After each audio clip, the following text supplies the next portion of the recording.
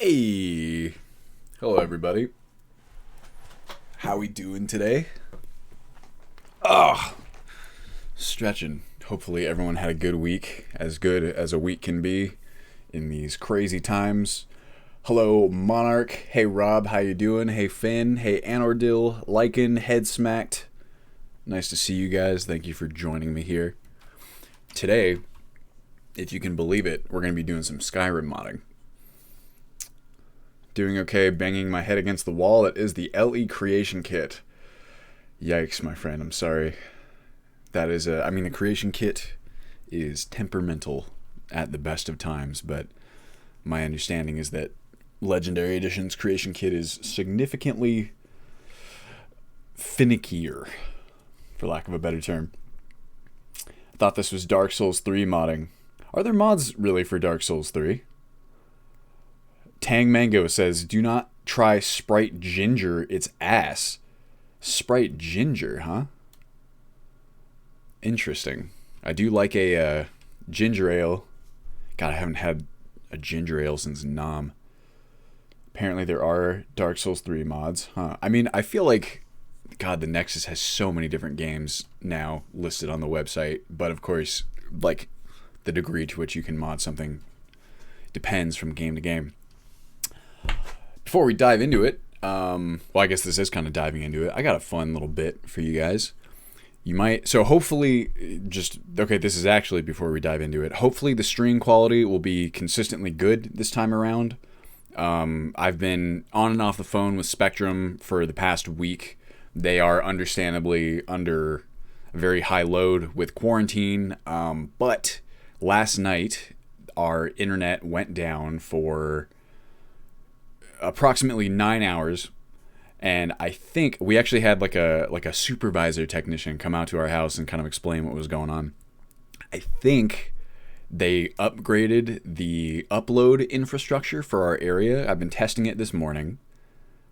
So, and it seems like it's a lot better. So I've actually doubled my stream bitrate for today. We're running at 6,000 instead of 3,000. So hopefully everything will be a lot sharper and a lot smoother.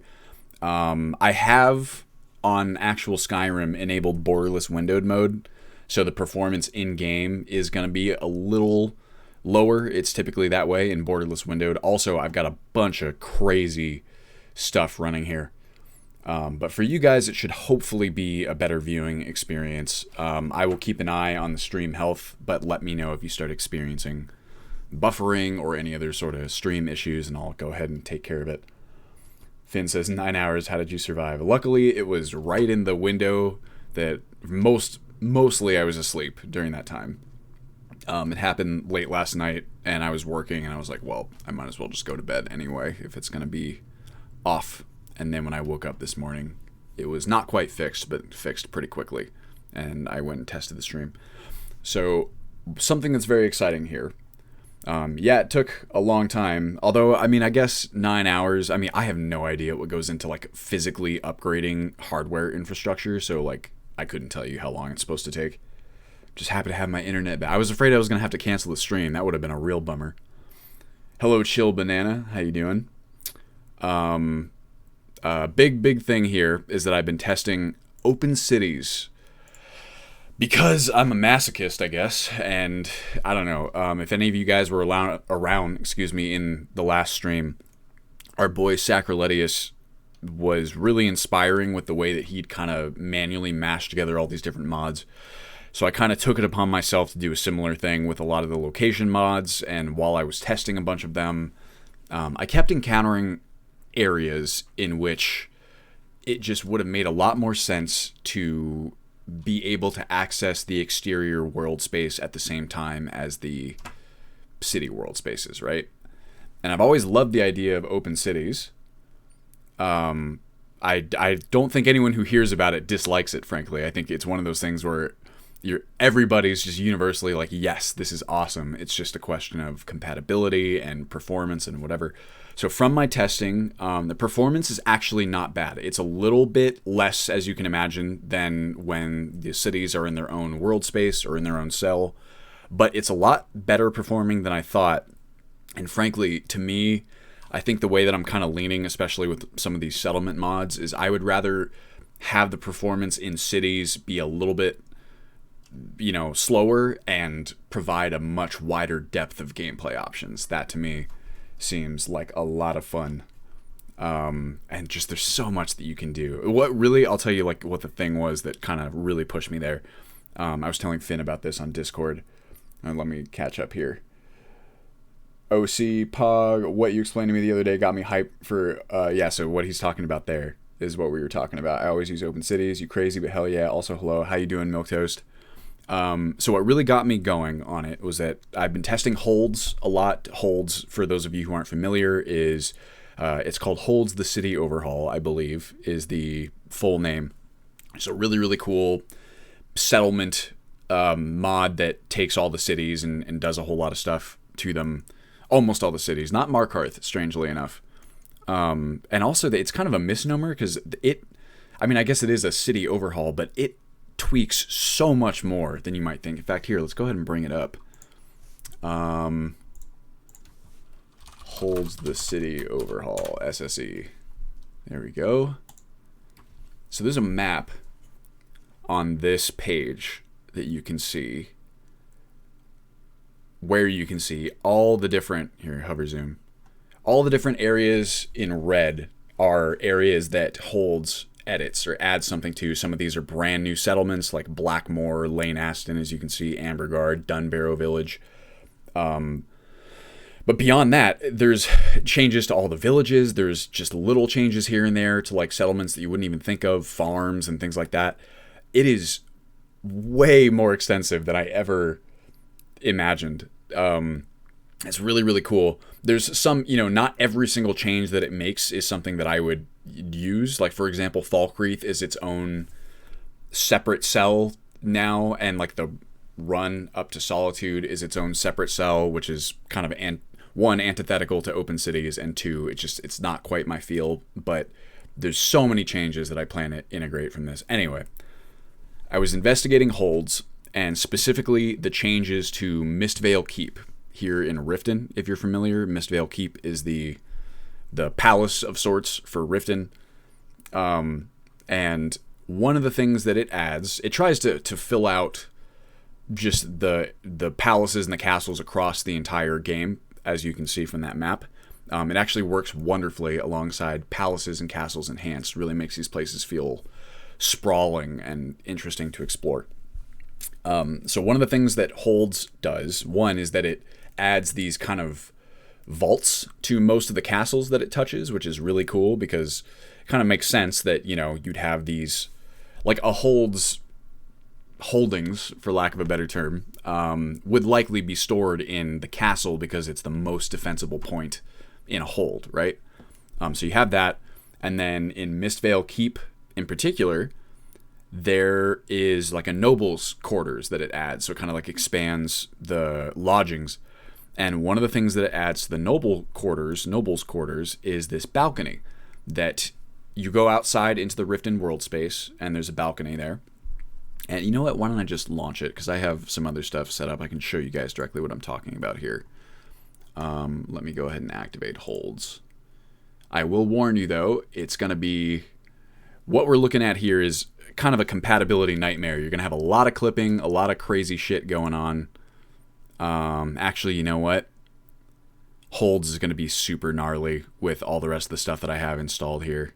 Well, we'll try it out anyway. I'll talk while I'm doing this. So there's this balcony that goes right up to the Riften walls, and I'm looking at this, and it's actually possible. I tried jumping from the balcony to the wall. It worked, and I could actually clip myself out of the Riften world space that way, which is, that's no bueno. It would have to be, I made a mental note where I was like, oh, I'm going to have to make sure to patch that out so people don't end up accidentally clipping outside the world space, right? And I started thinking, like, okay, what if you actually could do, what if instead of patching that out, we just made it so that that was like something you could do? Like you could jump from that to the wall and then get out into the world that way. What if you could get into the palace by somehow getting yourself up onto the wall and then jumping over to the balcony, and that was like an interesting, maybe like alternate route into Mistvale Keep for like a thief or something like that. And we have sneak tools in as well, which adds these super cool rope arrows that you can kind of like launch and then use to get yourself up to higher places. So I just kept thinking about it, and I was like, like that would just be so cool if you could do that kind of thing. And so I kind of decided to start messing with it. And I think that's what we're going to do. Glushrek, how you doing? Chill Banana, do you ever mess around with Beth Innie? Absolutely. In fact, you guys might be able to see, I have it on my taskbar right here. Beth Innie, as it's pronounced, is a super important tool, frankly. Big fan. Disable these. Let's see what else we got. I've also, one of the big things I've been doing this week is Sacroletius was kind enough to share with me the mods that comprise his personal massive merge that we had been looking at in the last stream. And so I've been going through that a lot. And okay, cool. And just like kind of looking at what he's got going here, there's a lot of really cool stuff. So I'm pretty much going through it one by one, and looking at just various mods that I have not seen. And a lot of these are, in fact, most of these are mods for Old Rim, which is sometimes problematic, but most of the time, to be honest with you, it's not hard to port mods over to Special Edition. So that's what I'm trying to do. There's a lot of cool stuff. There's like school mods. He's just got so many little immersion mods that are really fantastic in there. And given this whole kind of idea of just taking all these city mods, one of the most beautiful things about being on Special Edition is that it's just so much better at allocating resources and handling like large amounts of objects and people and geometry. So you can kind of take a location and just chock it full of stuff. And you know, it's going to affect your performance, but it's not anywhere like what Legendary Edition was like. So it's really, as from a modder standpoint, from a creator standpoint, it's really exciting because it takes so many of the barriers away from, you know, stuff that we were constrained to on Legendary Edition, things that you really just couldn't get away with that you can now. So let's go ahead. Oh, they're actually, you know what? Let me think for a second here.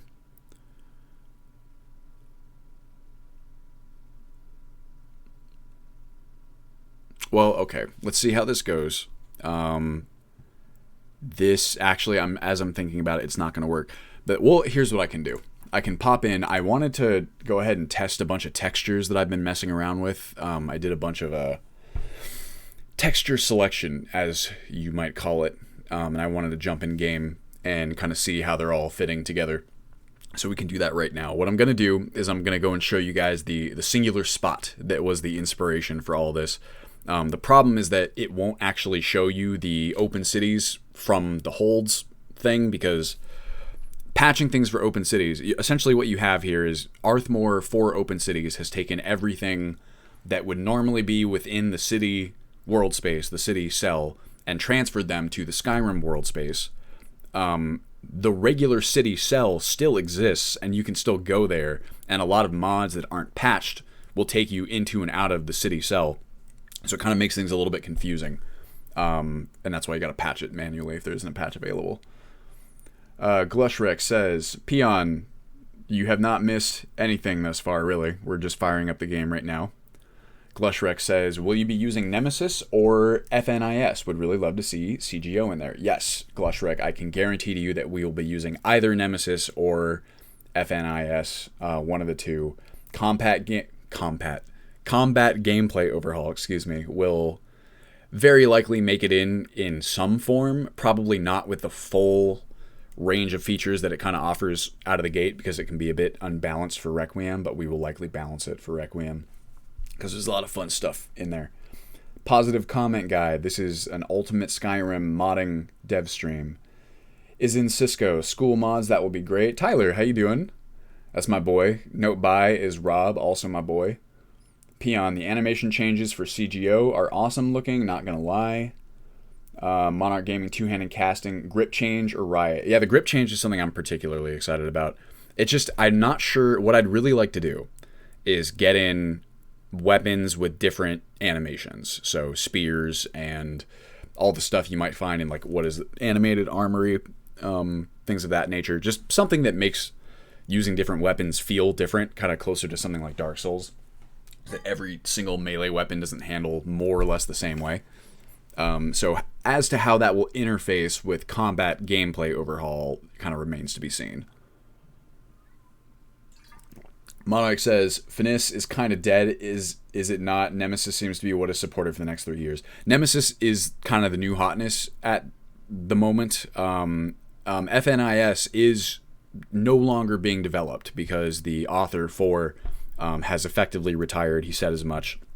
I have a sneaking suspicion that he did retire because, or part of the decision was probably because there was something that could kind of fill the role. Because, FNIS was the central way of adding animations to the game for so long, and now that we have another utility that can ostensibly do that, I feel like if you were getting tired of kind of keeping up with modding, which I imagine 4 might have been, he's definitely been around for a very long time, it would be a good time to kind of step away. I've heard a lot of good stuff about Nemesis. I haven't used it yet myself. I know that it's still, there's a couple quirks with some mods, but it's still very much in development, and that's kind of just the nature of these things. It's how it goes. Jumping by default does lower stamina, so that does make it higher risk already. That's true, Peon. So you have the jumping is kind of auto balanced for Requiem in that way.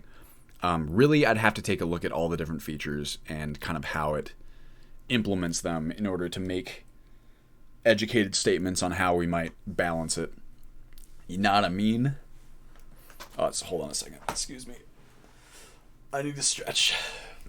I've been sitting down too much. I ordered myself a better standing mat because everyone tells me that the standing mats really help you kind of exercise your legs. I'm very lucky in that a little while back I managed to pick up this standing desk that I'm sitting at. I don't stand up at it quite as much as I should, but I do try to do it a fair amount each day. Tyler actually has the same one as I do. He's the one who inspired me to get this one. Come on, baby. So thankfully, we now have SSE display tweaks, or whatever it's called in here. So alt-tabbing. The graphics are going to look a little bit weird because I have them upscaled to my resolution, which is my monitor's 2K monitor, or 1440p. What's going on here? Having some trouble there? Special edition?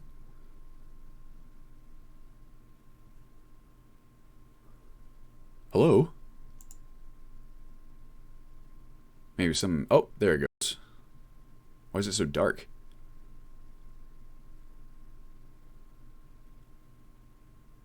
Something's weird here.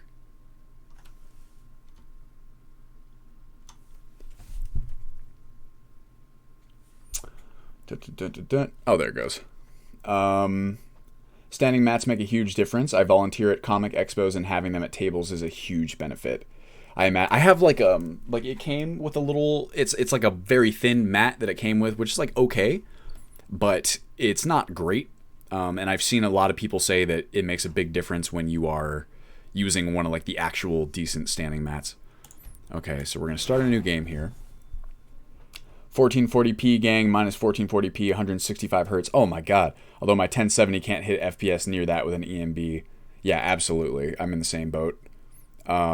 This is a 1440p monitor, but I can't even come close to running Skyrim in a passable way in 1440p. So this is, the upscaling is not something that I would recommend for casual use. I'm kind of one of those people who would rather just squeeze every bit of performance out of the game that I can. So I don't, when I'm playing, actually, I don't use borderless windowed. I just go straight full screen.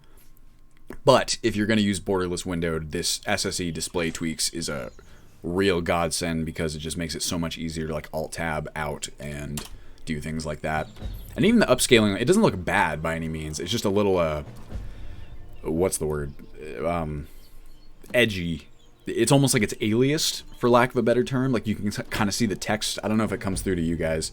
Like the text is a little strange, and if you've been playing for a while, you almost don't even notice anymore. But if you go from the upscaled to non-upscaled, then you can tell the difference for sure. You guys hear those? I was going to say, I don't recognize those bird sounds. And you know why? It's because I activated 3 bird mods. So we can test those out as well. In fact, I see one. Look at that little bird flying. So we got birds of Skyrim, birds and flocks, and something else in here. We're going to see how this works. A couple of tests. So right now we're testing those birds just kind of casually. We'll check out the textures and I'll show you guys some stuff from holds. And then, I mean, really, beyond that, my only plan for the stream was to kind of go through and test some of these mods that I've been looking at. You guys can help me out with it, if you like. Alright, making our character the best part every time. You guys know me, I like to make a real fun character to walk around with. Let's be a dark elf this time. Be a nice, blonde dark elf. I feel like you don't see that tremendously often.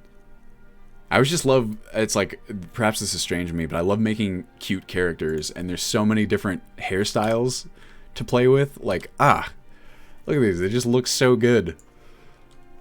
And there's 870 or something to choose from.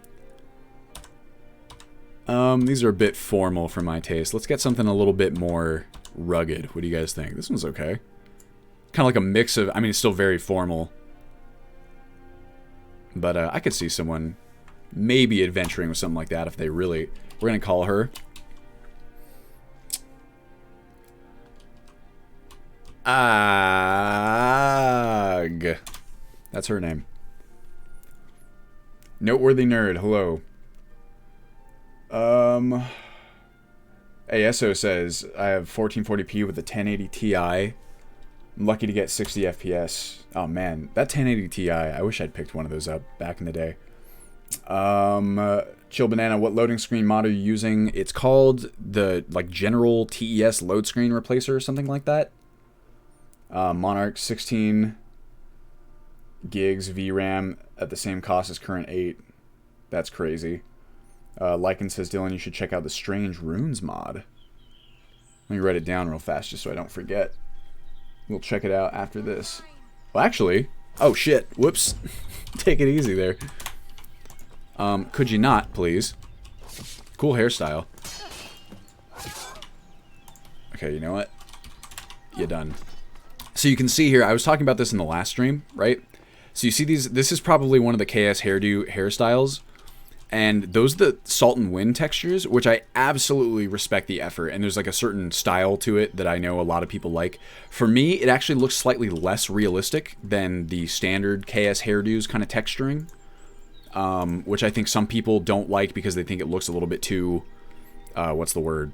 L'Oreal, I guess. But I don't know. To me, it looks more realistic. You kind of have a little bit of like roots and variance. It could just be kind of like the lighting setup that we have as well. Let's see. A Strange Runes mod. Let's see how well this works with the Alt tab. It should work just fine. Also, we have a bunch of tabs open here, so that's going to sap some of our memory. Strange Runes, Skyrim, SSE. Spellcasting enhanced, huh? Oop. Just went hidden. Not that long ago, about a month ago. Maybe there's a... Yeah, here? Okay, we can take a look here. Oh, wow. It's visually very pretty. Cast spells in style with magic runes. Glowing glyphs will appear when casting spells or scrolls. Apocalypse, Grimoire, spell... Okay, so it's like a... Is this a gameplay enhancement? It looks like just kind of a visual enhancement. Actually, that's nice because... God, balancing... Oh, it's Sinzel. Great font. We're trying so hard to find different kind of like mage gameplay mods. There's a lot out there, and it's really a tricky area of Requiem to balance. But you know, we're looking at Apocalypse, and we're looking at some cool other ones. Finn brought up a mod yesterday called Spell Siphon that looked really cool. It's always tricky trying to find out like where those kinds of things will fit into like the context of Requiem's combat. Let's see here. Oh, it's so much easier being able to like scroll chat with the borderless windowed. Hey Plot, how you doing? High preset, cities 40-50, 10 and 20 FPS drop is awful. Oh man. Well, so what you'll see here, you'll get, because like out in the wilderness, if we have the uncapped frame rate like I do now, like in the wilderness, you can get like 80, 90 on my 1080. And when I go into some of the, like when I really pack the cities full of stuff, I can hit like 30. So you can get a 50 FPS loss. Now I feel like switching to SSE. They hid spell runes. Crazy to think how demanding Skyrim mods and EMB is. Always have strange runes. Visual first-person animation mods it can mess up though. Gotcha. Without an ENB, I can get 60 FPS almost constantly in 4K. Yeah, the ENB can be a big one. For places like cities and stuff like that, switching off the ENB really doesn't make that much of a difference. Like, you're still going to be pretty low. I think it's more engine limitations in-game. I'm using very little GPU or CPU, yet I will be at 50 FPS in a city. Special Edition is much, much better at utilizing those resources. Hi, bro. I'm from Ukraine. I wish you a successful stream. Sorry if something's not correctly written by the translator. How you doing, Rizlan? That was perfectly translated for whatever it's worth. Let's pop in here. So one of the main things we're looking at here is texturing. We just want to ensure that everything looks good and we've got the correct kind of like dirt and whatever textures. One of the areas specifically that I wanted to check out was Riverwood because it has, I believe it's Pine Forest O2 textures that I replace with Skyland. I have a combo. It's very tricky, right? When you're trying to be very selective about your textures, because in like Mod Organizer 2, it's such a wonderful tool for being able to see exactly what textures are taking precedence in your game and things like that. Oh, Riverwood. Oh, my beauty. Oh, my stream. My wonderful 25 frames per second. I think we've got holds here as well. Yep. So we can see holds edit to Riverwood, see what it kind of looks like. I actually haven't looked around a whole lot. A whole lot. And probably E-Tax as well. So, yeah, so you're going to have a lot of stuff sitting on top of each other like this. A lot of nav meshes, incorrect. But frankly... Oh, these actually are not sitting on top of each other. Sort of. Frankly, I think it's really cool to fill out these... Oh, listen to the birds. Oh, look at them go. Oh, there's so many bird sounds. It's wonderful. Hopefully you guys can hear that. Just out of Open Cities. 10 FPS. Yikes. Yeah, let's see if we can push it down even further.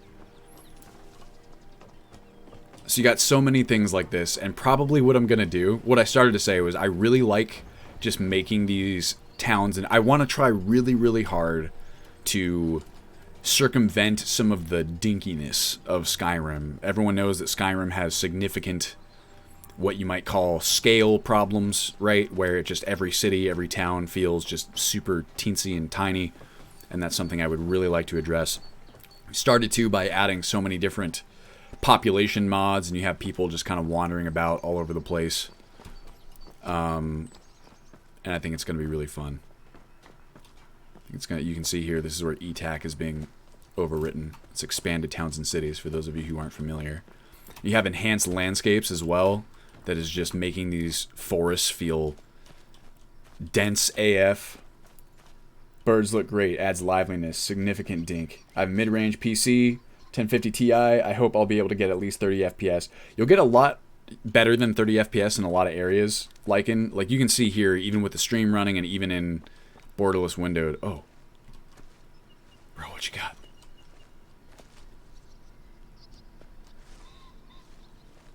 Hear that? Yes, Bjorn.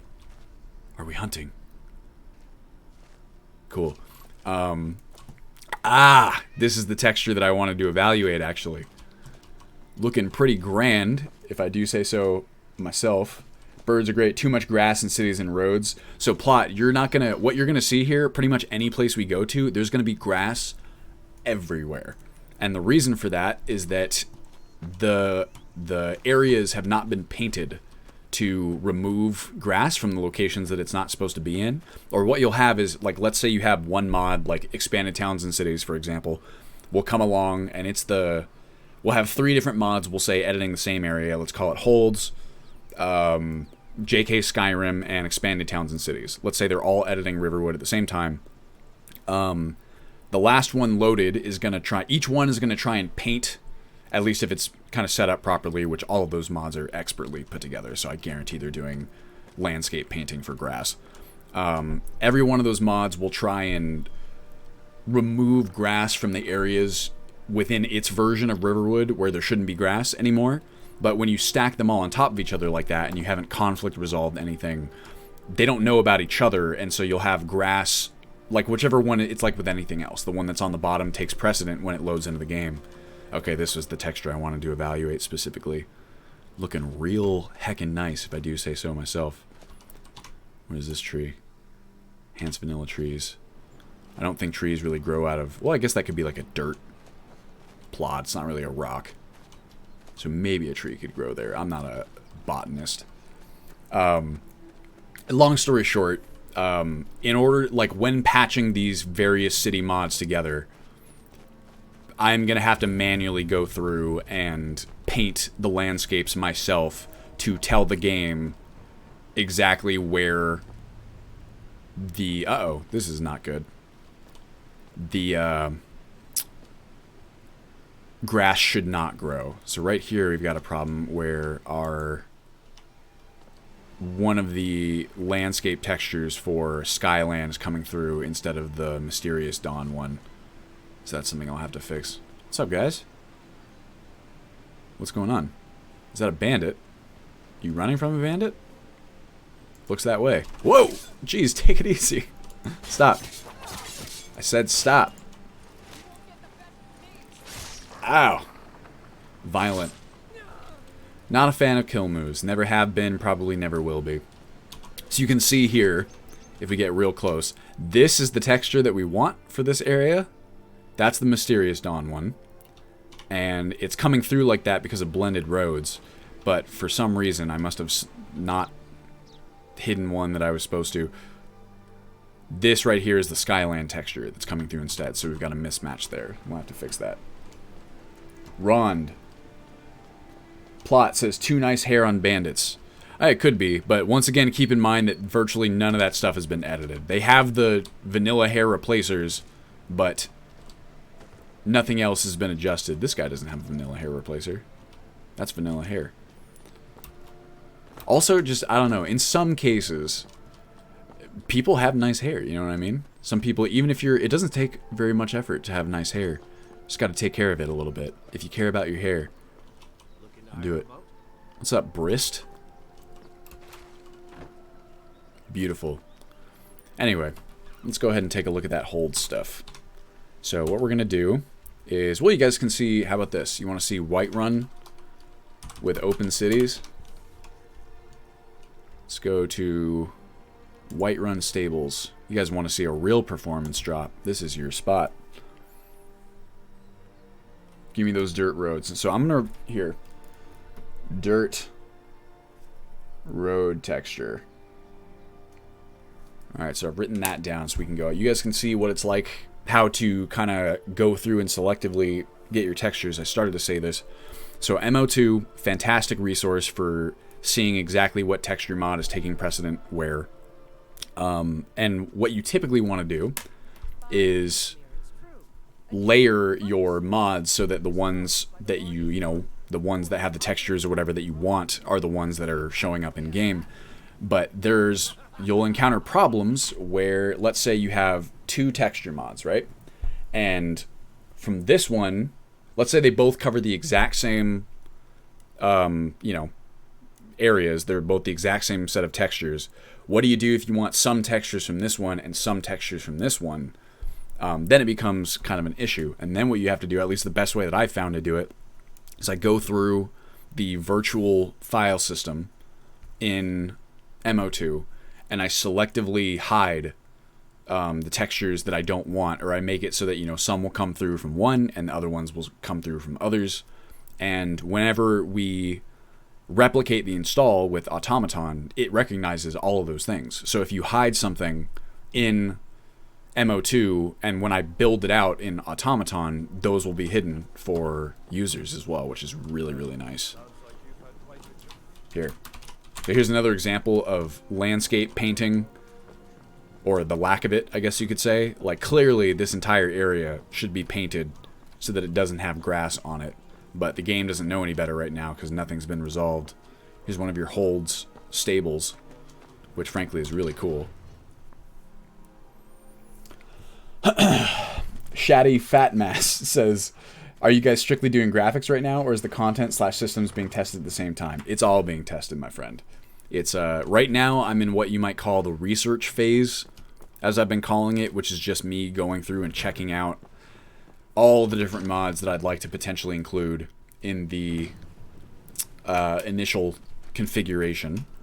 So there's a lot of appearance ones, but there's also a ton of mods that add content, add mods that add mechanics. Mechanics is like a little bit easier in that most of the core mechanics will be handled by Requiem. So it's not, you don't have to think quite as much there. But we've got content mods, we've got graphics mods, we've got NPC mods, which I guess are kind of like graphics mods. But additional NPCs, additional locations, it's all on the table, really. Here's Whiterun. Hey. Way too hot. Adrienne Avenici. Look at those lips. My man. See, like, this is what I'm talking about. You can see, like, her hair texturing. This looks like nice hair to me. Actually, you know what? That might be the Salt and Wind as well. Maybe not. It looks more like the regular, kind of like mine. But his is the Salt and Wind, which just kind of makes it, what's the word? A little bit more uniform, like homogeneous, the color, which is just not quite my style.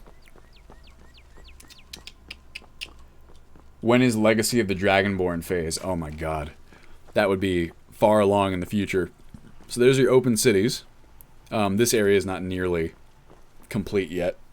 There's a lot of stuff I want to add to Whiterun. And I believe right now we don't have JKs or any of that stuff running, as you guys have seen. So I'll show you the spot that was the quote-unquote inspiration for open cities. And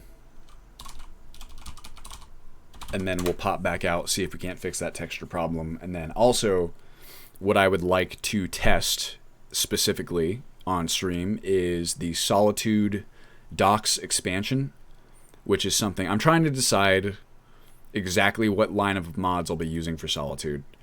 The exterior specifically, the interior is pretty stacked. Yes. Yeah. Can I help you? So you'll see right here, we are actually in the Rifton origin cell.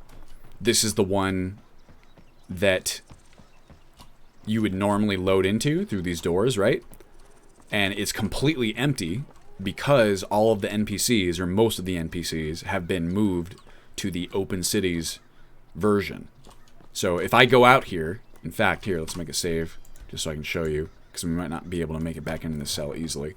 What'll happen is I'm going to load out of this door, and chances are, when we load into the world space, when we turn around, the entire city will be accessible to us Open City style. Glushrek, Great City of Solitude. It may be some parts of that, but on the whole, I've got other plans. Holds adds a lot of cool stuff. I'll probably be using a mashup of many different things. The Great City series, I am like, some parts I like, some parts I'm not as keen on. So yeah, watch me turn around. Boom, look, it's Rifton, actual Rifton. Maul's gonna yell at us in a second. I don't know you. You and Rifton. Shush. Blah blah blah blah blah. Oh, what's happening? Someone's fighting. Who's fighting? Oh, over here. What's going on? Whoa. We got some sort of bandit attack or something? Oh, an Imperial.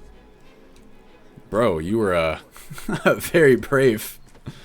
What is his name? Vidkun the Adopted. Oh. Well. You, went out fighting, I guess. Love that mod, Legacy of the Dragonborn. Enhanced Docks and Skyway are both neat. So I have the Skyway in there. Right now, I'm trying to decide. So I had just Solitude Docks alone, and kind of what the safe bet would be, what I'd like to do thus far is I have Enhanced Solitude and all the interior Solitude changes that carries. Moved into the Open Cities world space. I have, for the approach, I would actually like to use the holds approach because it's really nice. It's the best one that I've seen so far, and this is an area where I'm extremely particular. It's the most realistic architecture that I've seen, and this is somewhere that holds really excels. I think that the author of holds, I believe Galandril, has done an excellent job really taking into consideration how real world locations are built, especially in terms of defensibility, but also just in terms of layout and like a sensible kind of layout for the cities and things like that. I'll show you what I mean. What I find with a lot of location mods is that, and I absolutely respect the effort because so much goes into all of these. I want to make that very clear. But with a lot of location mods and a lot of mods that add a bunch of stuff into locations, the layout and like the building of it, it's like all these things are jammed into a spot and like they're clipping into each other, and the layout doesn't, like the logic of it doesn't really make sense. And for me, it's very immersion breaking because it doesn't look like a real place. It looks like, you know, a modder came along and wanted to jam as much stuff into a location as possible, and there's not like a contiguity to it, I guess, that I kind of, you know, really want. Let's see. Wanted to go visit the orphanage you got adopted from. Poor Imperial, imagine. And he forgot to take off his Imperial stuff. Oh, sorry about that, mate. I don't have any of the... Oh, God. Isn't this cool? I don't have any of the chat commands set up yet. I still gotta figure that out. You can see here too. So we have right now probably holds and then also palaces and castles enhanced, both editing the same location. So there's going to be like some nav mesh issues and some things like that. But there is already a patch available. This is a weird, kind of a low res texture here. There is a patch available that mostly takes care of it. Noteworthy nerd, check out Ultimate Skyrim. Don't worry, I'm a Balian mod. I'll be your chat bot. I'm used to the commands. Thank you very much, my friend. Also, if you wouldn't mind, I'd love to lean on you and kind of ask how best to get those set up after the stream. So here's an example of what I'm talking about, right? So here's the Noble's Quarters. This is actually where we're going. There's a little mud crab walking around, which I thought was cool. I think that's palaces and castles, yes. It's like a pet mud crab. I pretend it's this guy's mud crab. Oh, nice. So here you have, this is added by holds. This is one of the cell doors. And this area is all edited by palaces and castles enhanced. And if I walk through here, one-way collision, now I'm like in this cupboard room. These are the kinds of things that happen when you don't patch and conflict resolve. So here's the Noble's Quarters that I was talking about. I was just kind of investigating this area and just kind of looking around to see what it's like. I believe this is the balcony door. We'll see.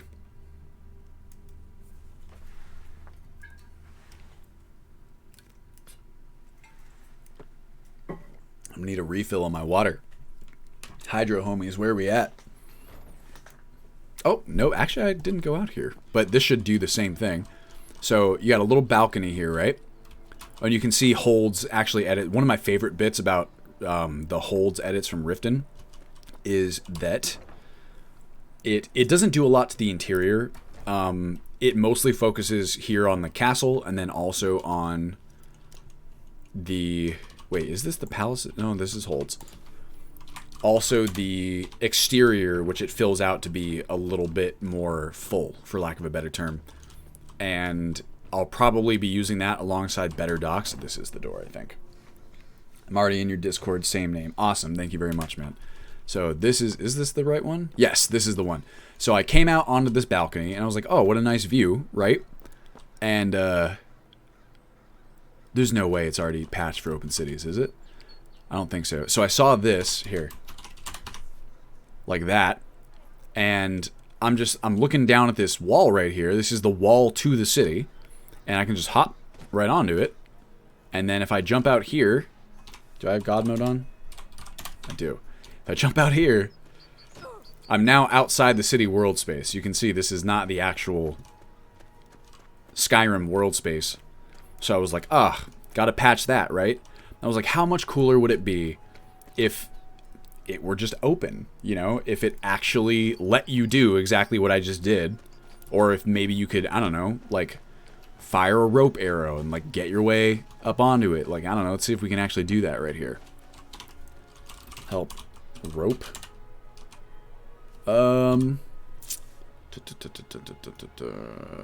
What is it? Ammo?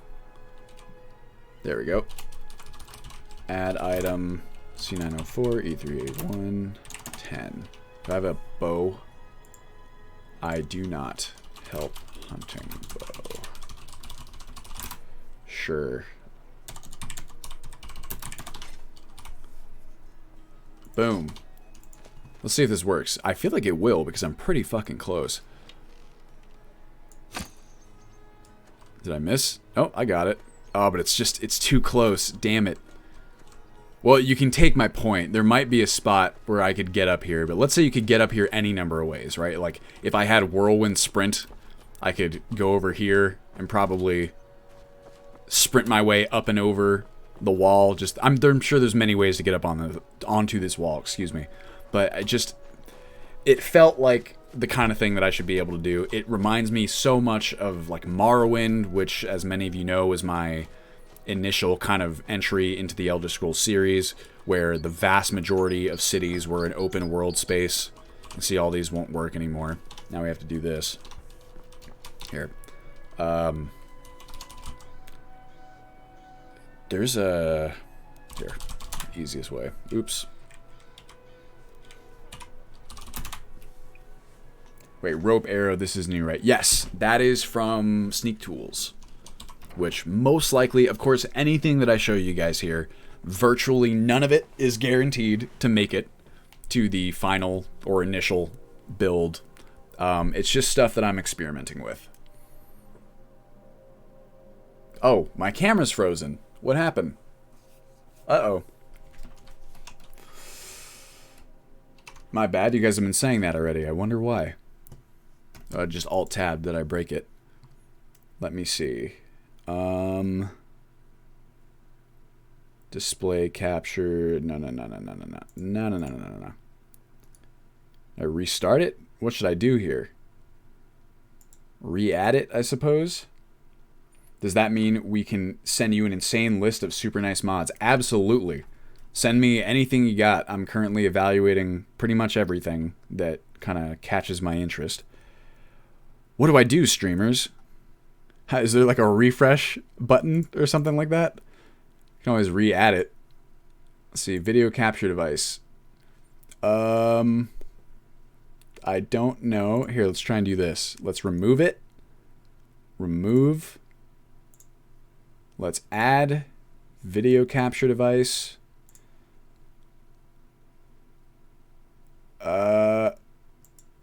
It's telling me. Hold up.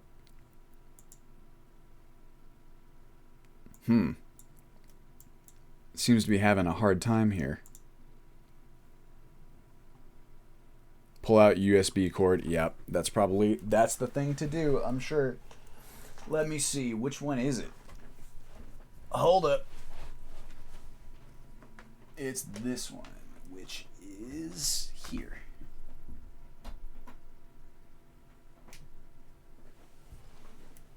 Is it working? Did my webcam just die on us? Resolution, that should be the same. I think we're back in business. Oh, it's huge though. Let's make that just a teensy bit smaller. There we go. Hey, stream saved, exactly. I'm gonna lock that. Alright, back at it. I'm back on my shit. Oh, Rifton. How beautiful. Here, you can go ahead and take a look-see at Hold's version of kind of the docks area, which is really cool, if you ask me. Also, let's get some nice, clear weather. It's probably going to turn foggy again, but that's alright. I'm going to set the time scale 10 as well. Ooh. Oh, just barely made that one. So you've got a little bit more going on here, which I really like. And I would like to kind of mash up better docks and holds. Just, I really want to make these places feel less small. You know what I mean? Sneak Tool is excellent. I mean, insane list of mods. Kuari, nice to see you. By the way, you were mentioning something about being able to enter and leave cities in an open world sort of feel. I'm assuming you've already heard of open cities. Yes, we are actually testing that this very second. So you can see over yonder. Here, oh look, Arthmore's infamous, what was it? Gate. Things, the Oblivion Gates. Oh, you can open these! Wow. Wow, look at that. What a nice touch. Oh, bloop. I'm sure this water is just fantastic. So obviously you can see I've not conflict resolved anything. It looks like we've got two sets of water textures on top of each other, but it's open. Am I right? I just think it's so cool. And like the idea of, okay, do I still have my rope arrows? Right? Let's find a way. Let's get up on top of a roof. I'm gonna jump here. Jump there. That's not really gonna help me any, is it? Nope. Okay, fine. Here's what I'll do. I'm gonna go here. This'll do it. Go, whoop. Where's my rope? Did I miss? Where'd it go? Is this not wood? That is definitely wood, right? Doesn't seem to be working on that for some reason. God, I can't see anything. It's so foggy. I just want to get up on a roof. Is that so much to ask? Well, okay. Let's pretend that our rope arrows are working. Where is it? I don't see it. Maybe here? Maybe it doesn't have collision, and so it's not dropping the rope. That's about the only thing I can imagine. In which case, that's something we'd have to fix if we want to be able to do this. But let's say, okay, let's pretend for a moment that our rope arrow is working properly, and we managed to get up onto this here roof, right? How cool would it be if you could just, like, I don't know, jump from rooftop to rooftop, right? And then use that as like an escape route out of the city, just like this. Jump onto this one, and it's like, oh look, I'm out of Rifton, out of the main area. It's just so rad. It's just like, I don't know, it reminds me a lot of Morrowind, which in almost, oh, you guys hear that hawk? Look at him go. Anyway, it reminds me of Morrowind, and that is generally a good thing in my book. Okay, so let's see. Oh, last thing I can show you guys, what I'm hoping to do before we exit this, that is, oops, Solitude, exterior. I'll show you what I mean about holds and the kind of way that it builds environments. It's very, very cool. Yeah, that hawk was very Assassin's Creed. So many new things to steal and then flee this way. Love it. Like, think about it this way too, right? Let's say the reason that I was like thinking about all this stuff, oh, and it looks like my fucking webcam froze again. Is it maybe when I'm loading? Oh, it's a wonderful, what's it called? Still frame of my face. Jeez, well, I don't quite know what to do here about it. I don't know why it's doing this. I wonder if it has something to do with the display. Yeah, we'll have it saved. Take a screenshot, Finn. Here, I'm gonna unplug it, plug it back in. It has to have something to do with my like borderless full screen. That would be my guess anyway. What was I saying? I always get so sidetracked. I'm so excited to talk about all these different things. I gotta say, guys, the streams are... this might be evident, and I think I've said this before in previous streams, but I sit here every day, and, I kind of work on this stuff, mostly in silence. And I talk to my wife about it, and she's so sweet to listen to me, go on and on and on about all the different things that I've been working on in Skyrim and blah, blah, blah. But for the most part, I tell my friends about it. They have more of a point of reference if they, because a lot of them play Skyrim and whatever. But for the most part, I kind of just sit here in silence and work on all my things. And as you can probably tell, there's a lot of features and stuff that I get excited about and I want to talk about. And so when I hop on the streams, it's like, oh my God, I can finally talk about all this inside baseball stuff, that I work on all the time, because it's tremendously exciting to me. I think even when my friends try and give me, the benefit of the doubt, or they humor me, I know it's not nearly as exciting for them as it is for me. But for you guys, I imagine some of this stuff is exciting because you're fellow Skyrim players, fellow modders. Come on, Solitude. Did we get an infinite load screen? Or is it just taking a long time?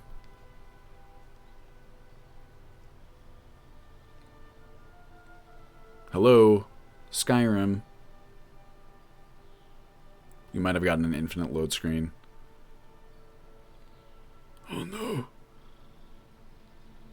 Please.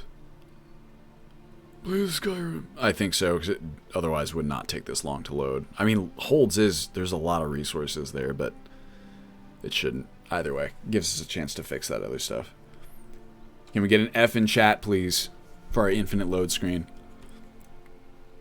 Boom. Task manager. Maybe we'll see if the camera pops back in as well. Now I have this beautiful force close button where someone helped me put together. It's just so nice, isn't it? Okay, so what we're gonna do in the meantime, I still would like to show you guys that holds approach so you can kind of see what we're working with here. Let me pop this back up.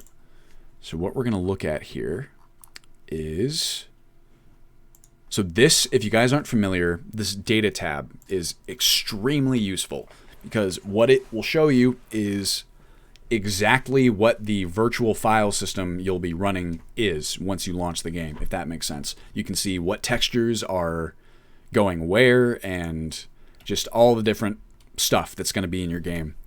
So for example, if I go to landscape here, roads, something here is taking precedent when it should not be. You can see I've hidden a bunch of the Skyland stuff. Should be the road. So what we're looking for here is actually Skyland AIO taking precedent in a spot where it should not be. It might not be here. Pine Forest, these are fine. Or maybe not. Let's check, actually. Let me open up.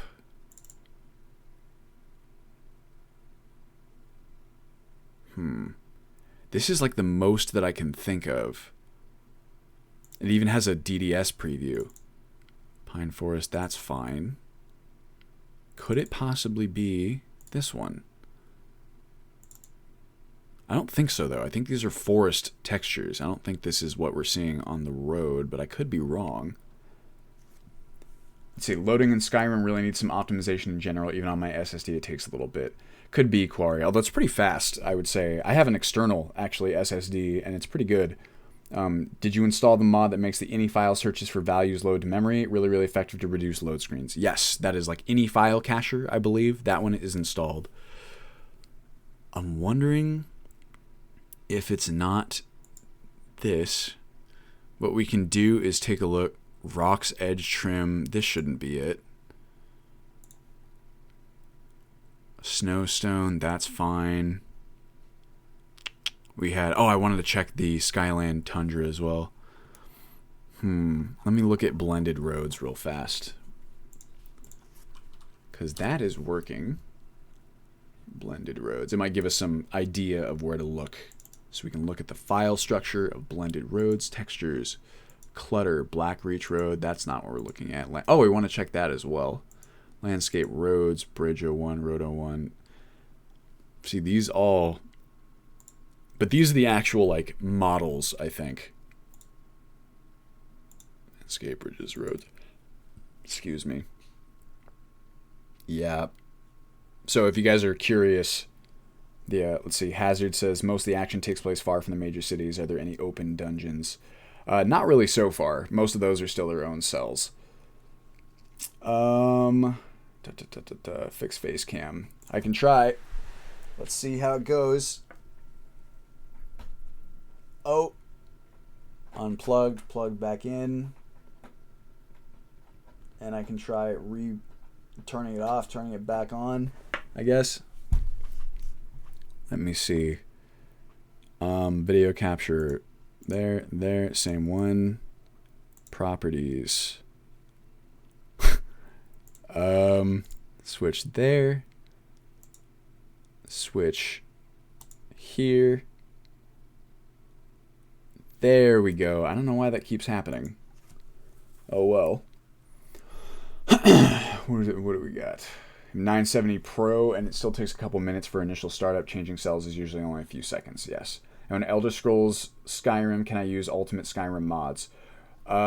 If you're talking about the old version, that's actually the current, that is the only version of Ultimate Skyrim that's playable right now.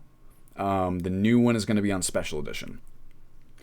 Break the smell of the fart scratcher anus. Interesting. Yes, it's free for the others. Thanks, isn't Cisco. Alright, sweet.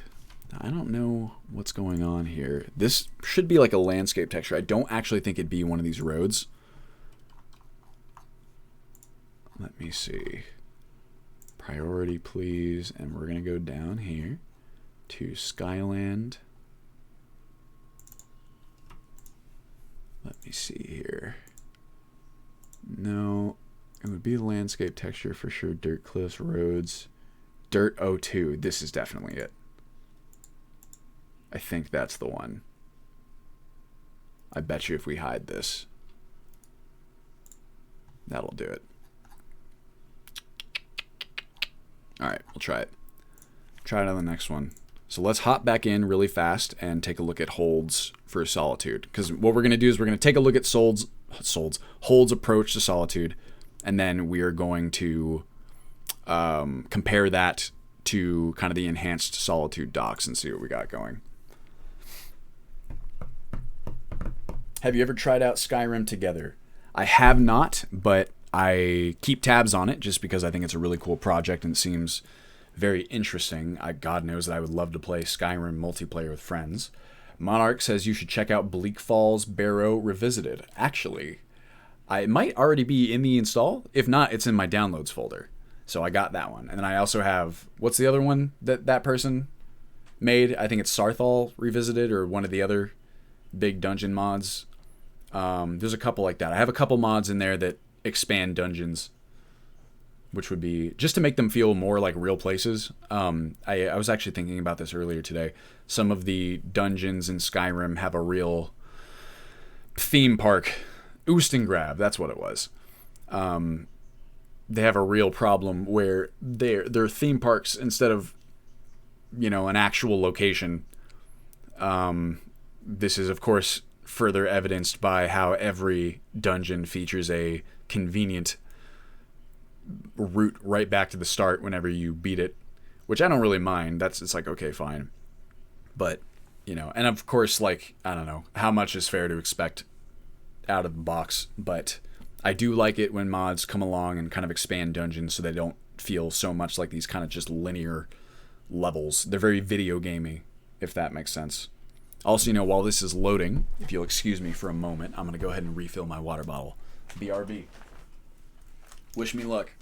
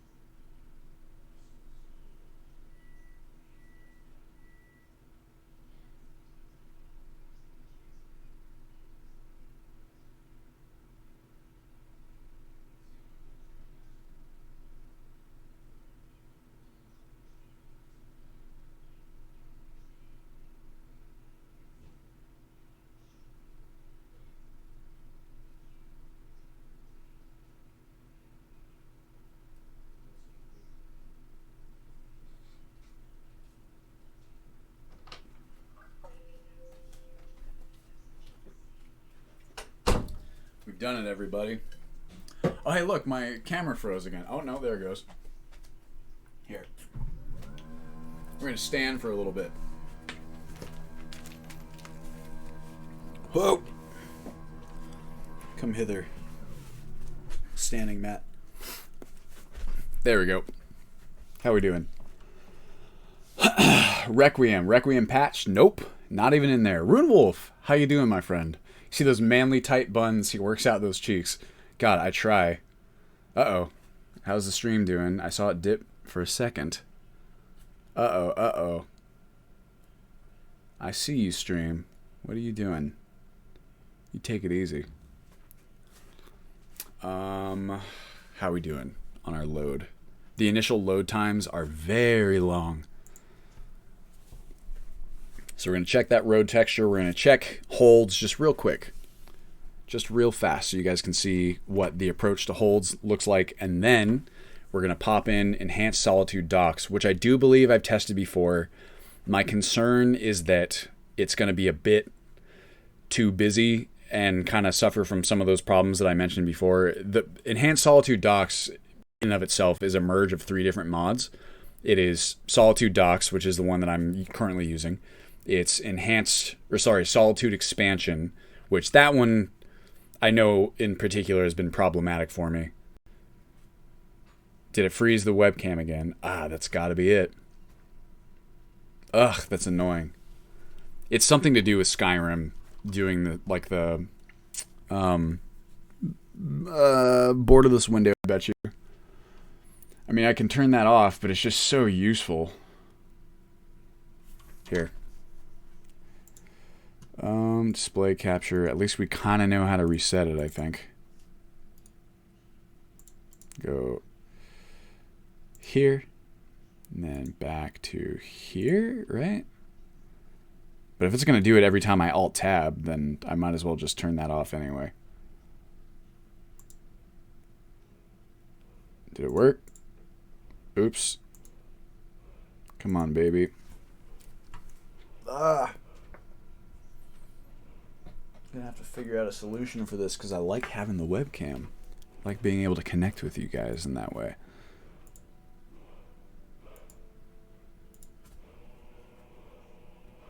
Come on, baby. There we go. Alright, well, we'll see how long. If it goes out again, I'm probably going to leave it for a while.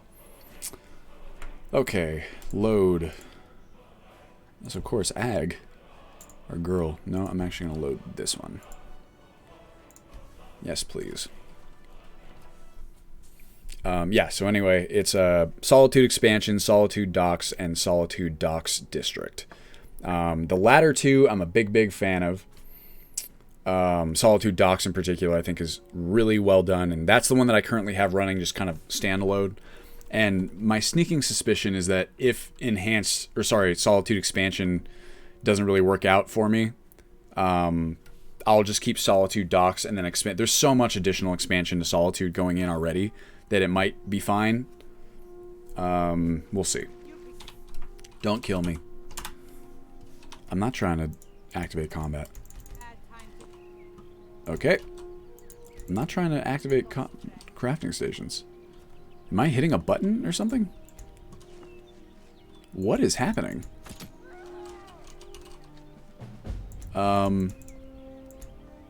Okay. This is very strange. Guys, what is going wrong here? Hold on. Why don't we try and load? Okay, I get it. Oh my god. It's like it's reinitializing a bunch of stuff.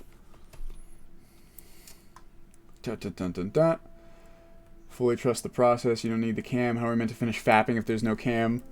Way ahead of you, Rune. Have you ever considered implementing Hone Metal? Paul, that is already in there. Oh yeah, that's what Plot said. Dynamic Things and Dynamic Things Enhanced. SSC I 100% recommend. For those of you who don't know, those are Rune Wolf's ports. Check mod list on ultimateskyrim.com. I also don't know why it's like loading the game is producing these black screens. All of that behavior I've never seen before, so it must be something about the stream. I think we might have to turn off the display because something's going very wrong. I bet if I Alt-Tab, the cam's going to go weird. Alright, well, let's do this then. Yeah, it does not like something about whatever's going on here. Oh boy. Oh, Skyrim modding. You gonna work for me? No. Goodbye. Now we get to wait even longer for it to load again. Let's see here. Where are we at? SSC display tweaks. So hopefully this will fix it. We are going to go true, false, borderless upscale. Shouldn't need to adjust that. Now I think this will be okay. I'm going to move my OBS over to that side because it gets a little wonky whenever it's on my right monitor. And fingers crossed. See how it goes. Again, real fun load. This is why I have a separate test profile. You know what? In fact, let's just do that. We're not going to wait a whole other time. Fuck it. Skyrim, end task, please. Let mod organizer do its thing. We're going to switch to the testing profile. And then, a bop all the way down here. Where is holds? And it's gone. Oh, wonderful. What is it? It's just something about, you know what? Here, I'm going to turn off. Well, it actually will be turned off, I think, in this one. It must be something about it. Yep, I see the camera's frozen, guys. I'm going to get to it in just a quick second. Let's see if it does it this time, because we actually don't have display tweaks turned on. We're getting real fast at fixing it, though. Right?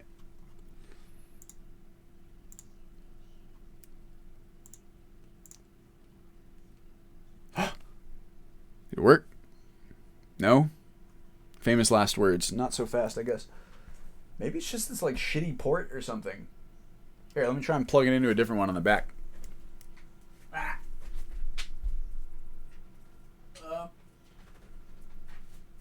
Here we go.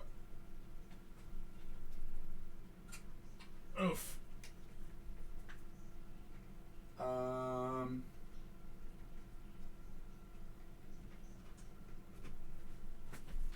Oof. Ow. Maybe that'll work better.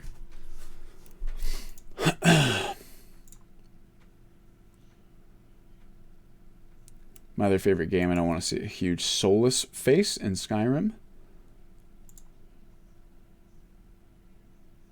Oh, Dragon Age. All right, let's see how that goes. Now, we're mixing variables here because I changed the port, and then I also am not using the mod anymore, but that's okay. Hold up. Where's my mouse? Where is holds? I just synced it a moment ago. There it is. Sure, why not? Oops. I'm going to turn off most of these. Disable. That's fine. We're good. Go ahead and launch it, because I just want to show you guys just the approach. That's all I want to show you. Is that so much to ask? Run, please.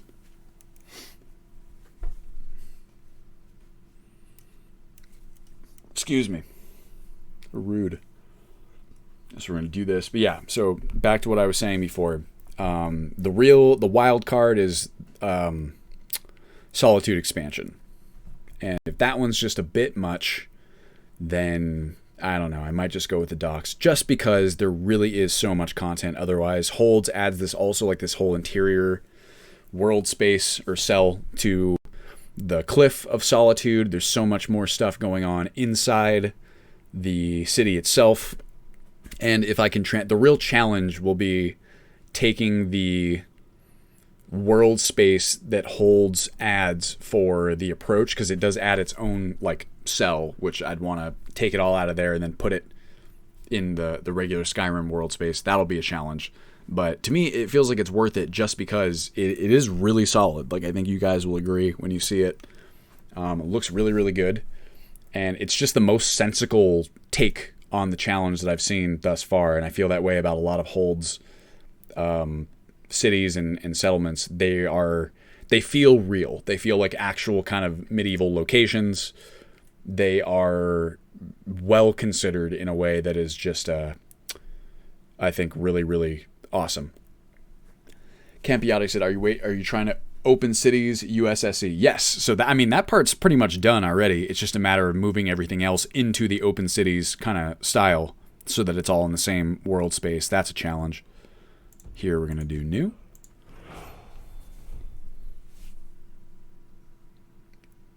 What? Well, that's not good. I had this problem the other day too, where it was like, for some reason, like sometimes SKSE like wouldn't run. Hazard, if you're still in chat, this is exactly what I was talking about before. Oh, actually, I know why this time. Never mind. This is not what I was talking about before. This one's my fault. That's okay though. I don't know if Sky UI is gonna run. Nope. Fuck. I'm so sorry, everybody. One more thing that we need to do. You can disable that message. No, the reason that that's popping up, chill, is because I made a mistake. I forgot that I virtualized the Sky UI scripts the other day. That would be here, or the SKSE rather. There we go. Let's pop that back up to the top. Luckily, it loads, as you can see, much, much faster when we don't have a bajillion texture mods and such to worry about. Can I please send you to what? 1. Bam. Well, how about 4? There we go. Now it should work. Whoa, these emotes are rad. That sounds real nice. That's something I miss when playing US. Sometimes the ability to just go in and out of cities without any loading screen. So I can't guarantee it'll make it to the, you know, the build, but chances are it will. Campiotti. I'm really attached to it immediately just from the brief testing that I've already done. It's just, I don't know. It's like, it's just a really, really cool experience. I think it really expands city gameplay, especially when we're adding so many other things to cities, when I'm adding so many routes into and out of the cities and things for you to do in them. It just really, to me, it like, I don't know. Subconsciously, there's always been kind of this weird feeling when going into the city cells where I just, it like changes, it kind of shifts my thinking or like my feeling in a way where I just, part of the illusion is broken when I know that I'm in this like completely separate cell where nothing in the outside world can really get to me because it doesn't exist, right? Like within the cell. Do you know if quick saving will be less freezy in USSE? My current US thing, it freezes my game every time for a second or two, and it kind of breaks game flow. I end up saving through the pause menu, which is more fluid somehow. Maybe. I don't ever really quick save. I think there's a quick save mod that I've added that makes it safer or something. I can't really speak to the performance of it. I haven't tested it yet, so I don't want to give you misinformation by any means, but maybe. Most things on SE are a lot smoother than they are in LE. Doesn't Requiem straight up say not to quick save? Yes, but the reason for that, noteworthy nerd, is because the normal quick save function does not take into account what you might call unsafe conditions for saving. Things like scripts running or just kind of stuff that can happen with the engine where it'll save at a time when you should not be saving, and then that can corrupt saves. So there are mods that kind of fix quick saving so that it makes sure none of those conditions are active before doing the actual save. And if that's the case, which I believe it is even right now in this build that I'm running, it's perfectly fine. I'm gonna be, my name is Adventurer. Adventurer. Continue, please. You see, those are like the default Solitude textures. I think. I don't think I have any texture mods running right now. Maybe I do. Maybe like Noble or something? Wow. Look at this man's purple thing. He's a holds character who evidently doesn't have... I think that's the... you need the... one of the cloaks mods enabled. What mod are you using for the character creation room? That is... Skyrim Unbound. Reborn. Alright, here we go. Solitude Exterior. Solitude Exterior 1. Oh yeah, getting 100 FPS indoors. Easy. Easy peasy. Oops. I've been clipped. This is going to have collision. Yes, it will. Can't duck underneath that. So you can see this is the quote-unquote approach. These are all LODs because, like I said, holds turns this into its own cell. You'll see that down here. Bloop. Alright. Just feels so quiet and empty, right? Okay, so this is now the Solitude approach. You got a couple of little things down in here, right? Pretty cool. Ugh. Here we'll get to see what I've been yammering about for so long. So, this is the, what do they call it? The walkway. You've got a lot of really cool buildings, a lot of really cool interiors, a very steep staircase. Every time I look at it, it's like my quads already start screaming. And there's a lot of really cool stuff in here. There's a public bathhouse. There is like a brothel over there. What is this? There's a lot of like homes and I think a bank at some point. And it's just a really cool area. And kind of to speak to what I was talking about before, this area, whenever modders try to fill out the approach to Solitude specifically, there's this issue with the, what you might call the slope of the approach, right? Where it's like really steep and you don't get this kind of really nice, even stoned, like build out like they've done with holds. My one concern is that, you know, the reason the author transferred all of this stuff to its own world space, or cell, I use those terms interchangeably if that's not obvious, is because the actual geometry doesn't fit it the way it's supposed to. So I do worry that if I try to transfer this into the Skyrim world space, it's not going to fit quite as well. That is a potential problem. It's just, I would really like to, because it's definitely the best that I've seen. It's the way it looks realistic to me. You can see it doesn't really feature any weird kind of buildings like clipping into each other and things like that. So I don't know. So that's what it looks like. This will take us into Solitude, of course. And now hopefully you guys will have a point of reference for kind of what we're going to be examining in the next one, in the next mod. So pretty cool, if you ask me. Pretty cool. Back to our super intense regular profile. Boop. Where, well, it seemed, oh shit. It seemed like disabling that mod helped, maybe. So I'm going to go ahead and do that. It just does not appear. Great mod. But it does not seem to like the stream very much. Okay, so we're going to take off holds. Like this. And then we're going to make sure that we have kind of what's going on here. I'm going to load, maybe I'll load this. Where am I at? Enhance Solitude, blah, blah, blah. Solitude Skyway. These we want to keep on, more or less. Enhance Solitude. No. Enhance Solitude OC patch. That's fine. And then where are we at in terms of the ESPs here?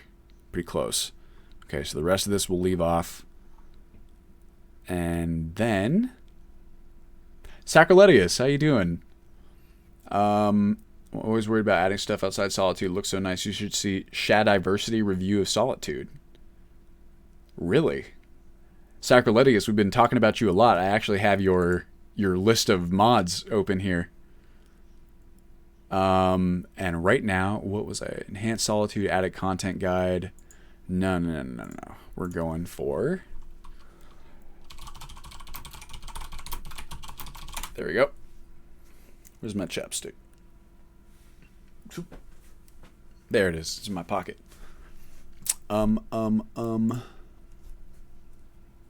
Shall we? I've never heard of Shadiversity before. What is this? Who is this person? Solitude Docks, worthy of a capital. So Solitude Docks District used to be my favorite mod for docks. And the fact that this one adds that is pretty cool. I'm just a little worried about Solitude expansion. But let's go ahead and let's check it out. I'm going to download that.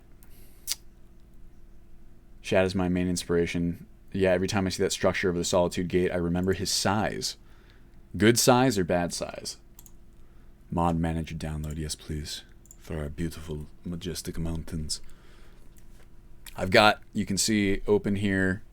I went digging through Nesbit's stuff. So Forgotten City Entrance, and Nesbit is the author of People of Skyrim, which is another mod that just adds a bunch of different stuff all over the game. Essentially, I'm just trying to make a version of Skyrim that is detailed and deep to explore and just has all kinds of cool shit for you to find and all kinds of stuff.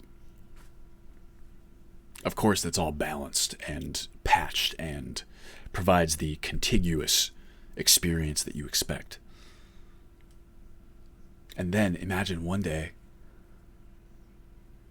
beyond Skyrim, right?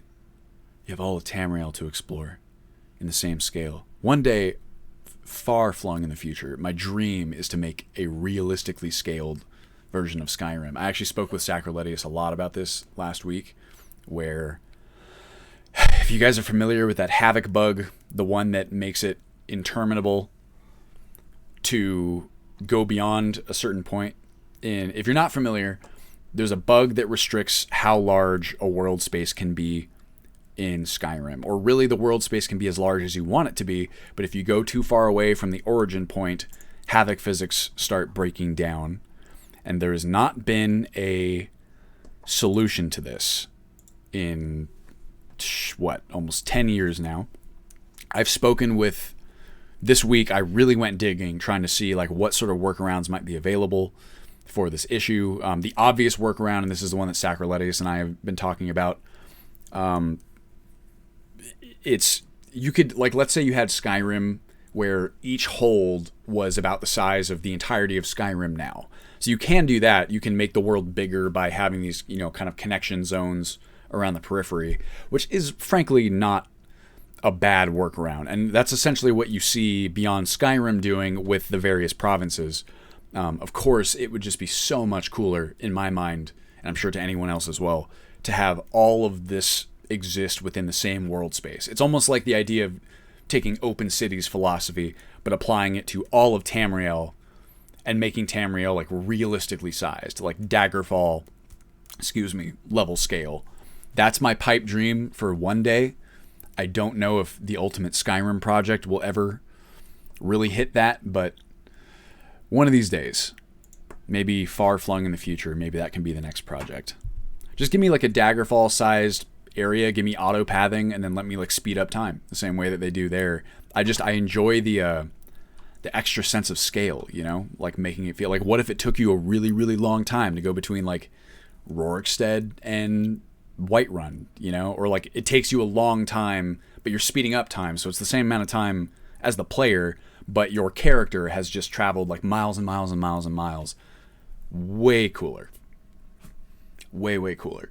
Face foiled. Wait, Ultimate Skyrim going SSE? Oh, you betcha, my friend. That's what I've been working on a whole lot. Almost exclusively, although next week I'm really digging in, buckling down. We've been planning a patch for Legendary Edition. Daggerfall, the hours spent playing that game on my Pentium 75. Oh, that's awesome. Very cool. I need to really revisit Daggerfall. I've not ever beaten it or come anywhere close. I've just played it a little bit in the original engine, not in the Unity version. Let's get our Majestic Mountains patch.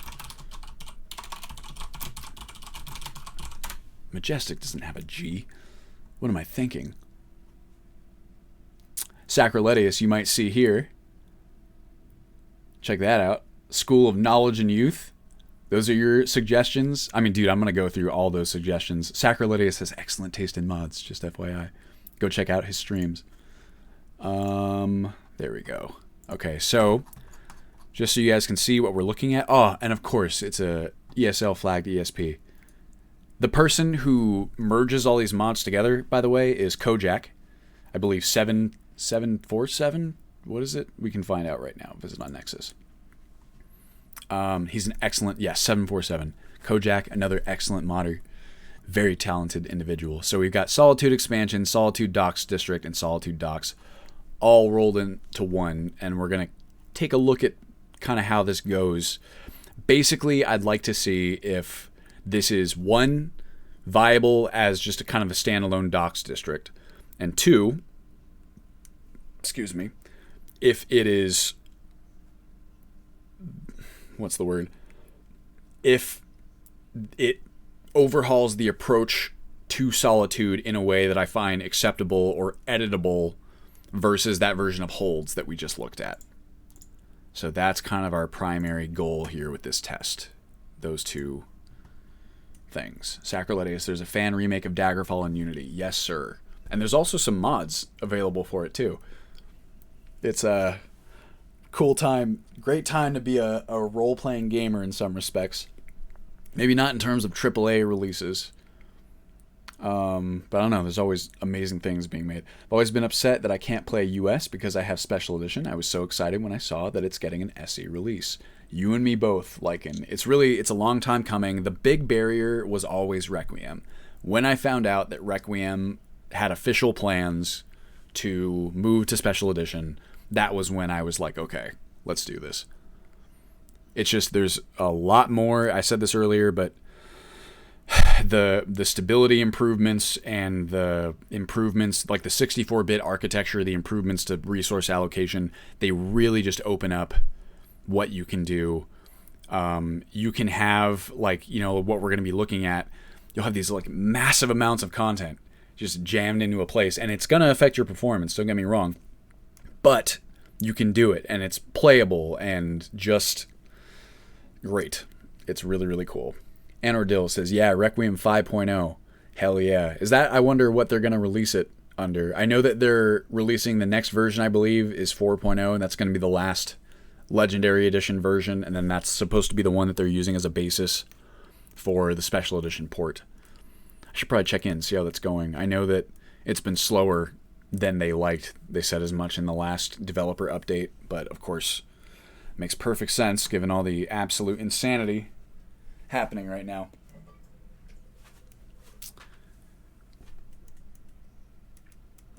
In wild times, the world is changing around us.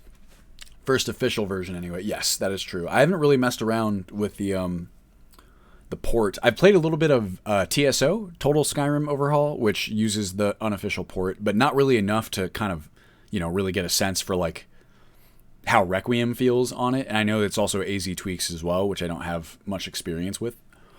But I mean, people say it works. And if so, have at it. My kind of what I've been trying to do is just get all of the non-Requiem work out of the way. Clearly, there's a lot to do, even just not even counting Requiem's changes. And so my hope was that Requiem would be closer to kind of an official Special Edition release by the time that I really had to sit down and look at it and start integrating it. I don't know if that'll be the case. We'll just have to wait and see. I hope so. Have you tried Yash 2? I'm not so keen on it. I have not tried it, Lycan, to be honest with you. I haven't really tried any or like spent any major time with any overhauls ever since finding Requiem like years and years ago. I found Requiem in 2013, I want to say. And at that point, it was just like, yep, like this is the thing for me. I still should check out the other stuff. I especially want to check out Enai's perk overhauls, just because I feel like they're always, all of Enai's work, I've said this before, is just immensely creative. But Requiem is I'm a pretty diehard fan. The news updates on Requiem's site make it sound like Requiem SSE is still very far out, like 1 to 2 years out. It could be. It's hard to gauge. It really is, because I spoke to Ogre Boss. This was like January, and at that point they were gearing up to try and nail like a late February Legendary Edition release of 4.0 or whatever it was. So I know that they had kind of the gears ramping up before coronavirus hit. it's just really tough to, like, I don't know how much work or what the work would even constitute, even having that version and going from that version to special edition. There's just too many unknowns for me to say. I guess what I'm saying is I would, it very well could take that long. I wouldn't be surprised if it takes less time, though. And then, of course, with coronavirus and with everything else, it becomes even tougher to gauge, because how much time can people really afford to spend, on modding and other things that kind of are not going to take priority. Sacroletia says, I'm torn on Requiem. Yes, I know, my friend. Unite's perk overhauls are very fun. Requiem is the best. Requiem is obviously huge, but are we talking hypothetical replacements, or should I say alternatives? Just chatting about what other overhauls do and what they do differently, things of that nature. New. Requiem early game is fun, but later game is too easy. It definitely can be. You can full on... I mean, Requiem is designed very similarly to, like, Morrowind, and other kind of ARPG, CRPG, I should really say, where the systems, once you understand them, can definitely be exploited in order to make yourself into a godlike figure. What the developers have always said, and a lot of people in the community have always said, is that there is balance within the overhaul, of course, but the balance is geared more towards, like, role-playing and not realism, but enabling role-playing versus, like, making sure that the character doesn't become too overpowered or whatever. Because I think their kind of philosophy is, like, if it makes sense that the character should be able to be overpowered, like, for example, if you're carrying around a bunch of Daedric artifacts, then they'll let you be overpowered. And that is definitely not a style of gameplay that everyone appreciates. And even if you do appreciate it in theory, sometimes when you just start face rolling everything, it can be, kind of boring. To me, the whole hard early game, easy late game is the point. I generally agree with Finn, as you guys might imagine. How about Oblivion? Oscuro's Oblivion overhaul is Requiem for Oblivion. That's right, I remember Oscuro's. Really, Cisco, for me, people have asked me if I plan on making, like, ultimate versions of different games. My answer, I'll never say never, but the reason I chose to do to use Skyrim as kind of the basis for this project is just because there's so many amazing mods for Skyrim. You have Requiem for Skyrim. I like the world well enough. It kind of fit the criteria that I felt like I needed in order to kind of have a real shot at making the sort of experience that I was interested in playing. It's not to say Oblivion couldn't either. It's just Skyrim kind of ticks the boxes for me at the moment, and I don't really feel a whole lot of need to go back to a different one at this point. To me, the struggle of being weak early is what makes being overpowered. Oh, perfect. That's the hair. See, that's the Salt and Wind textures. Oh, messy bedhead. L'Oreal Nord. Let's see what else we got. Mr. Baldwin. Those are Salt and Wind textures as well. Any of the vanilla ones are going to use that. Vanilla replacers. It's pretty good. Pretty good. I'm going to jump to this side. There he is, Mr. Swoopy Emo Hair. Name is... Haha. Funny. Struggle of being weak early is what makes being overpowered so awesome. Later on, makes the struggles feel more rewarding. I agree. I like 90% of what Requiem does, but I don't use it because it's so tightly integrated. It's a pain to remove the other 10%. Absolutely. That's pretty much what I've tried to dedicate myself to doing, and I know that you are absolutely right on that front. Okay, first thing, set timescale to 10, and let's check Riverwood right quick. Because I want to see if that texture problem is fixed. Overpowered gameplay is so dull, IMO. Yeah, well, it's once you get to the point where you're overpowered, if you're no longer being challenged by anything, it does become pretty dull, because the challenge, right? Figuring out how to circumvent challenges is, I think, where a huge part of the fun comes from. It's just, I don't know. The sense of progression is what I think people really go for. Also, yeah, baby, it's fixed. Nice and fixed. And what do we have? JKs and... Oh, actually, I don't think JKs and... is ETAC installed? It is. Okay, cool. Definitely some things that are unbalanced can also be RP to stay away from or go after. Skull of Corruption, for example, got it at level 19 and my current character kind of OP. I know this is more of a future question, but I was wondering if you considered adding a defluffed option, like the RP wording and stuff, but personally I felt it kind of difficult to pick perks. Actually, Sculptra, that is something we plan on doing in 4.0.7, which is the patch that we're working on. Hazard is currently doing the work of converting some of the defluffed text that Kate's put together, and we should be able to jam it in there. Did you pick your character's hair to match yours? I don't think so. Is that what my hair looks like? God, I hope not. Not that it looks bad in the game or anything. It's just... I guess it kind of does look like me, doesn't it? The hairstyle. I need a haircut, guys. Coronavirus has been tough. I hesitated to play Requiem in US for so long because I never played Morrowind all the way through. After trying it, you realize how rewarding it is. You got the Skull of Corruption, so you killed my favorite follower, Arender. No! Ah, I love Arender. What a cool guy. I like his voice actor a lot. That's like what it is for me especially. Okay, so what are we doing? We're testing Solitude. Next up, Ultimate Terraria. See, that's something that would be interesting. The OP isn't a reward for me. It's a punishment for me.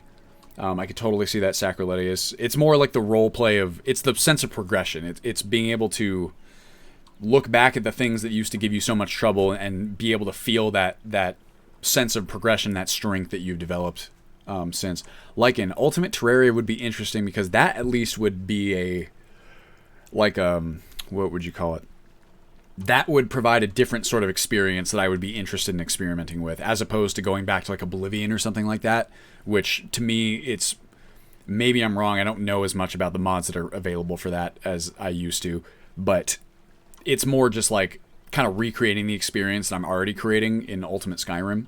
Really the main thing would be the change of setting would be cool. But Oblivion setting I love in a lot of ways. For a real kind of like attempt at making a role-playing experience, I am not super keen just because I feel like it's pretty utterly devoid of interesting conflict. You know, Skyrim doesn't really do a great job of like showing rather than telling when it comes to its themes and, you know, some of the more conflict elements of like the story, like the Civil War and kind of the struggle between haves and have-nots, excuse me. But at least those elements are there and kind of the modders can expand upon them themselves. Whereas a lot of that stuff is not super present in Oblivion. I feel like maybe it is a little bit, but on the whole it feels a little bit more high fantasy. Everything is mostly fine except for, you know, occasionally an Oblivion gate opens up. I've only killed Arender when I played the mod that makes you a monster. Otherwise, I can't bear to kill him even with bad characters. That's my problem with playing bad characters in general. Everyone knows that too if they watch me. Never kill Arender. He is you. Ultimate pinball. Dude, JS Brando, I've already given myself 2 haircuts since this all started.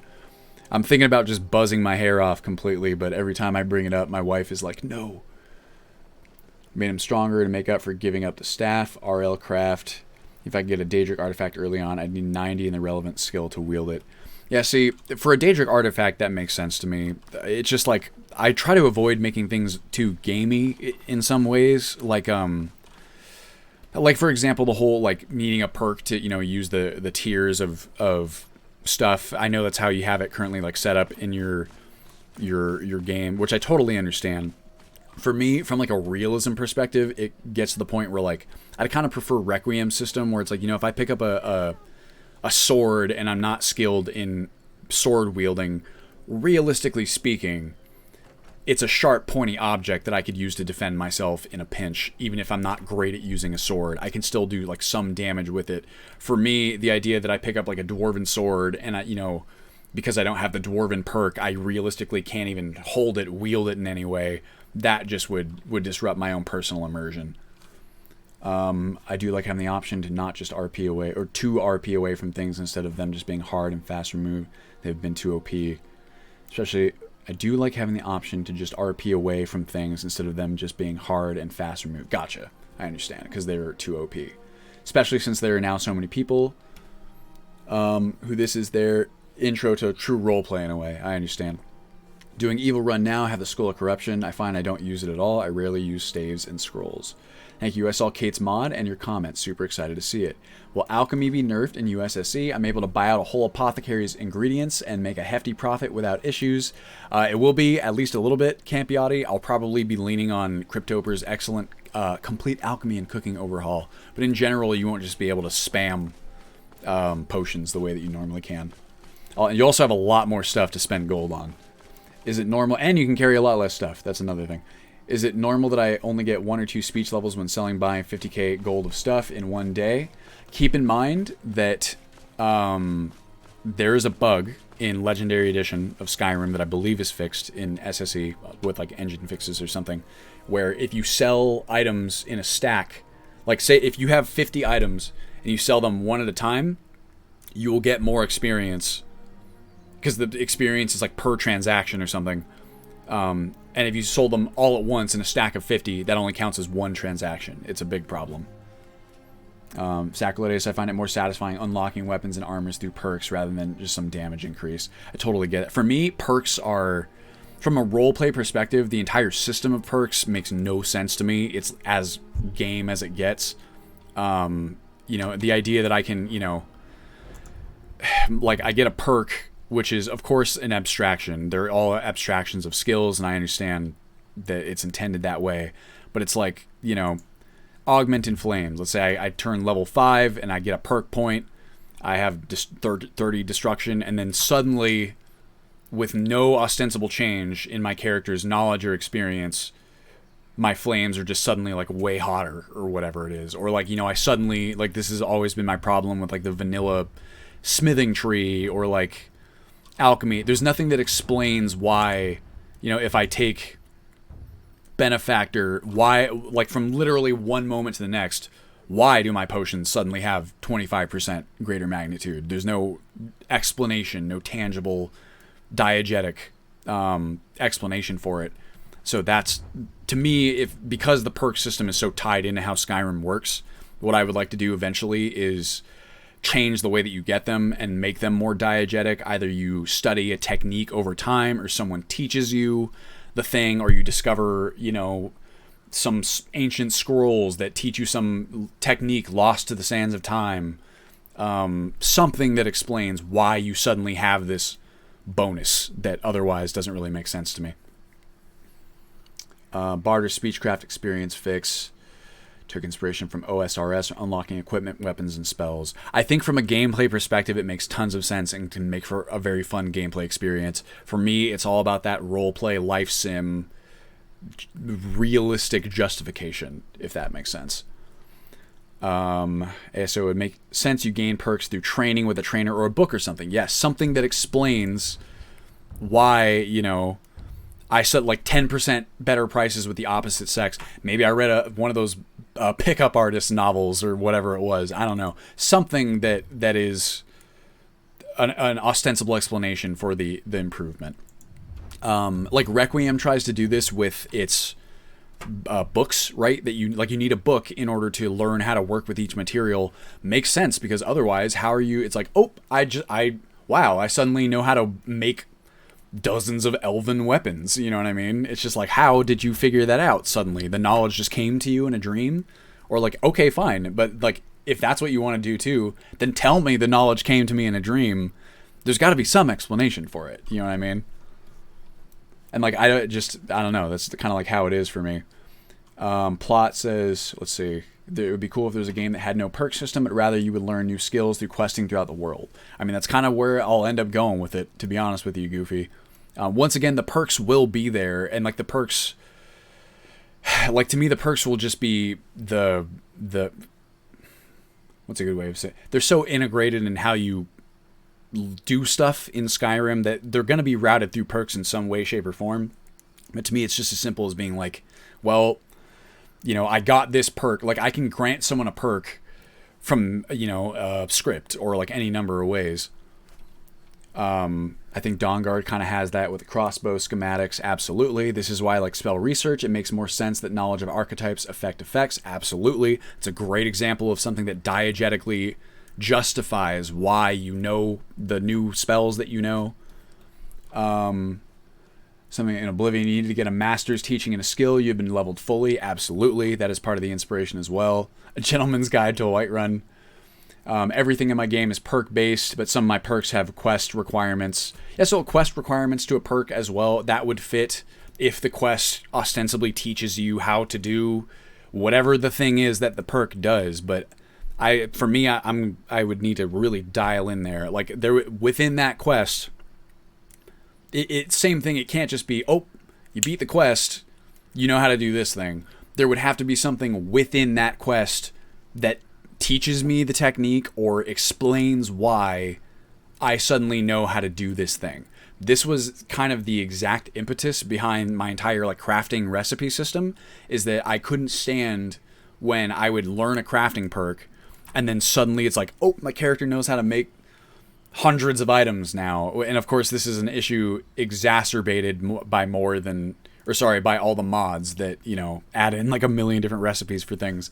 It just didn't make sense to me. It didn't make sense to me why I suddenly knew how to make all these things because I took a perk. What even is a perk? Perks don't exist. If we try and look at Skyrim as a realistic simulated place, if you try and draw a parallel between it and an actual world, what is a perk even? There is like no equivalent that I can think of. No instance in real life where it's like getting a superpower. You know what I mean? Like, you don't get superpowers. You train techniques explicitly and repeatedly over time in order to become proficient enough to use that technique. That's kind of like how I look at it. And of course, like, once again, you route them through the perks if you need to, but that's just kind of how I look at it.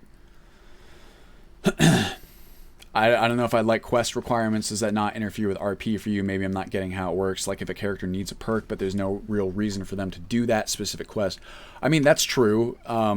For me, I don't like forcing players to do things like that. I'd rather give someone multiple ways to get whatever the perk is. Metagaming will always be a problem in that way, because when you're playing through, you know, on multiple characters, it's very, unless you somehow connect your characters in a way, right? Like, there's just no reason why your character would know about some of the things that you know about as a player. But I don't know. I try and keep it as diegetic as possible. I want my RP to have gameplay effects. Oh, I'm in the exact same boat, Sacriletti. Like, RP and gameplay are married for me. If anything, it's like the gameplay there, learning the techniques is like, that's how you learn the techniques, is through gameplay. It's through having your character learn it, study it, get taught it, whatever it is. That's all gameplay, and then now you can use it, and you can go and use it in your gameplay. Problem with master trainings that teachers will help you be more efficient in training, right? But all techniques are developed. Multiple ways to get a perk is a good workaround for what? Training Kung Fu. The more you learn, the faster you learn, but you still have to train and train. And it's like you can develop your own techniques in some ways. Like, you know, if you're getting really good, like maybe you experiment with stuff, you can argue. That would be like the closest thing to like just the standard perk system, right? Is like, let's say you're so sick at Kung Fu that you start developing your own fighting style, and like you've been training whatever, and now suddenly you've like kind of come up with this new technique of like attacking people, you know, maybe some sort of sick high kick that does something, I don't know. But even then, it's like, okay, you would need to be training that, you would need to be practicing that kick before it's like viable. Just the whole perk system to me is so video game. It's like, it's funny to me. I've always loved the way that the Elder Scrolls has you better your skills by using them. That to me, ouch, is like, it's almost diametrically opposite from the perk system as it is here. You know what I mean? As Bethesda implemented it in vanilla. Alchemy is the worst for metagaming. Taste a few plants that damage all your attributes, put them together. Same thing. It's like well, you shouldn't even know how to make these potions well if you don't like have the skill like in it, if that makes sense. Skill point gains like the training grind. I would be so happy if the College of Winterhold had more lectures like the Ward lecture. Absolutely. Sacriletus, I dislike it that you can find a rare weapon, armor, spell early on and already use it. That breaks the entire balance. It definitely can. And I mean, that's, if, I don't know. It's like the Necromancer's Amulet in Requiem, right? I really like stuff like that where it's like, here's this powerful artifact. if you try and use it before you're ready and before you're powerful enough, it will literally kill you. I love stuff like that because I agree with you that, like, you know, you shouldn't be able to just, I don't know, it really depends case to case. If you somehow manage to get a hold of an artifact and that artifact itself is intended to be usable by anyone, then, like, that's fine for me, like the roleplay. I don't know. It's all about that, what's it called? That immersion, simulation, realism for me. I know that's not the case for everybody. Also, that's a Skyland distant texture. I'm not sure if I'm down for the LOD textures. Anyway, what were we doing? We were doing Solitude. Sorry, I went on a bit of a rant there. Solitude. Let's go to Catless Farm. Farm exterior? Yes. Perks are mastery in a technique. Maybe. That would be like I said, that's about the only way that I can imagine someone justifying the perks. But to me, you kind of have to, like, let's say using the Kung Fu example there, you're kind of relying on, like, off-screen thing. It's like, so let's say the perk for your Kung Fu tree is that you learn a new sick-ass high kick that can disarm people. When? Like, was I practicing this high kick, like, at some point? Like, you know, to effectively do this high kick that is a very, you know, advanced technique, clearly you'd have to practice it over and over and over, but, like, I didn't see my character doing any high kicks, right? Like, that's where it kind of gets wonky for me. I understand the rationalization that it's like, oh, well, actually, you know, your character, that's what I mean when it's off screen. It's like, actually, this entire time up to when I got the perk, my character had been working on his high kick, which is like off screen, quote unquote, justifications. They're fine. Like, I use them all the time for things like, you know, dialogue between my characters and my followers, or my characters and other characters within the world when, you know, a conversation is not being explicitly had. I don't know. And even there, it's like, I would much prefer a scenario in which that dialogue could be explicitly had, and there it's more of a limitation to what's possible within the game or the work that's been done. Whereas with things like the perks, I feel like technically, from a technical standpoint, I absolutely could require someone to find a text or be taught or, like, practice a technique or, like, whatever. Something that, even if you were like, let's keep it exactly the same with the Kung Fu example. Let's say you found a scroll that had this high kick, and just, let's say you're carrying that scroll with you, and there's a system where, like, as long as you're doing, like, unarmed stuff and you're carrying this scroll, then we can rationalize that your character has, you know, been practicing the high kick or whatever, something like that. Using a sport analogy, I already find it game breaking if anyone finds a full set of steel at level 1 and can already use it. It makes iron worthless instantly. Oh, totally. That, like, the whole materials bit. Oh man. Here's some performance drop. The whole, like, it's so sad, isn't it, that, like, you know, the second you find the second you find steel, iron is, like, completely worthless. That's something I'd really like to address. I talked about that a little bit in the last one, but maybe, I don't know, making the materials that you craft with have some sort of inherent bonus that they provide. That's a big one for me. So you guys can see, this is, like, not bad. It's better than most. This is probably enhanced landscapes getting in the way. Yes. Perks is mental physical breakthroughs after using that skill a lot. Totally. I mean, I do get it. Armor should be tiered. Skyforged steel shouldn't be worse than ebony. If you find a full set of steel early on, all iron weapons and armor have no more use. Immersive patrols. The material is a good point.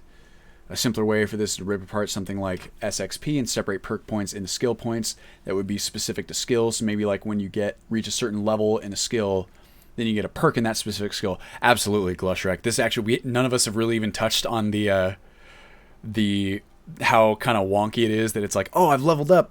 Now I can get a perk in this, like, completely unrelated thing that I haven't even been training. So at the very least, depending on, I mean, however diegetic you want to make the perks, at the very least, I feel like perks should be specific to the tree. Like, you get, like, a, you know, an unarmed perk or, like, a whatever. What I would really like to do, or at least this is as far ahead as I've thought it through, is I would actually like to do kind of a RuneScape thing. I'm gonna sit down, by the way. I'm getting myself all jazzed by talking about this stuff. At the very, very least, what did I do? Huh? What happened? I upset it somehow. I heard a sound say that something had been unplugged. What happened? I would like to separate skills in Skyrim into like combat skills and then life skills. And maybe have the combat skills be what like levels up your vital attributes, perhaps. And then have a system like what you said, Glushrek, where it's like, you know, if you train all of your unarmed, you train all of your one-handed, then you get like a one-handed perk to use. Because then I could see it. These clipping trees are added by USSEP. Oh man, we're all chatting like crazy. Material the armor is made of shouldn't determine how good it is. It should be the skill of the crafter. Sure, Monarch. So what I'm talking about here for this system, the material isn't determining the armor rating, so to speak. You know, the armor rating would still be flat. So like your steel armor would be a stronger armor, have a higher armor rating than your iron. It's just that the amount of iron that went into it also carries some sort of inherent bonus. Like maybe iron is, what's something that iron actually has? It's like very rigid as a material, right? So I don't know, maybe it's more effective against a certain type of attack or something like that. Something that just like kind of incentivizes you to maybe sometimes use it in a scenario where it's still not the highest armor rating. What I would also like there to kind of speak to your, you know, the skill of the crafter bit is that when you temper an item, you should, that like inherent bonus would increase along with the armor rating, which I really like. Really like the idea you mentioned, always rubbing the wrong way in a game. You just have no reason to use that item or thing anymore because it has been outclassed in every way.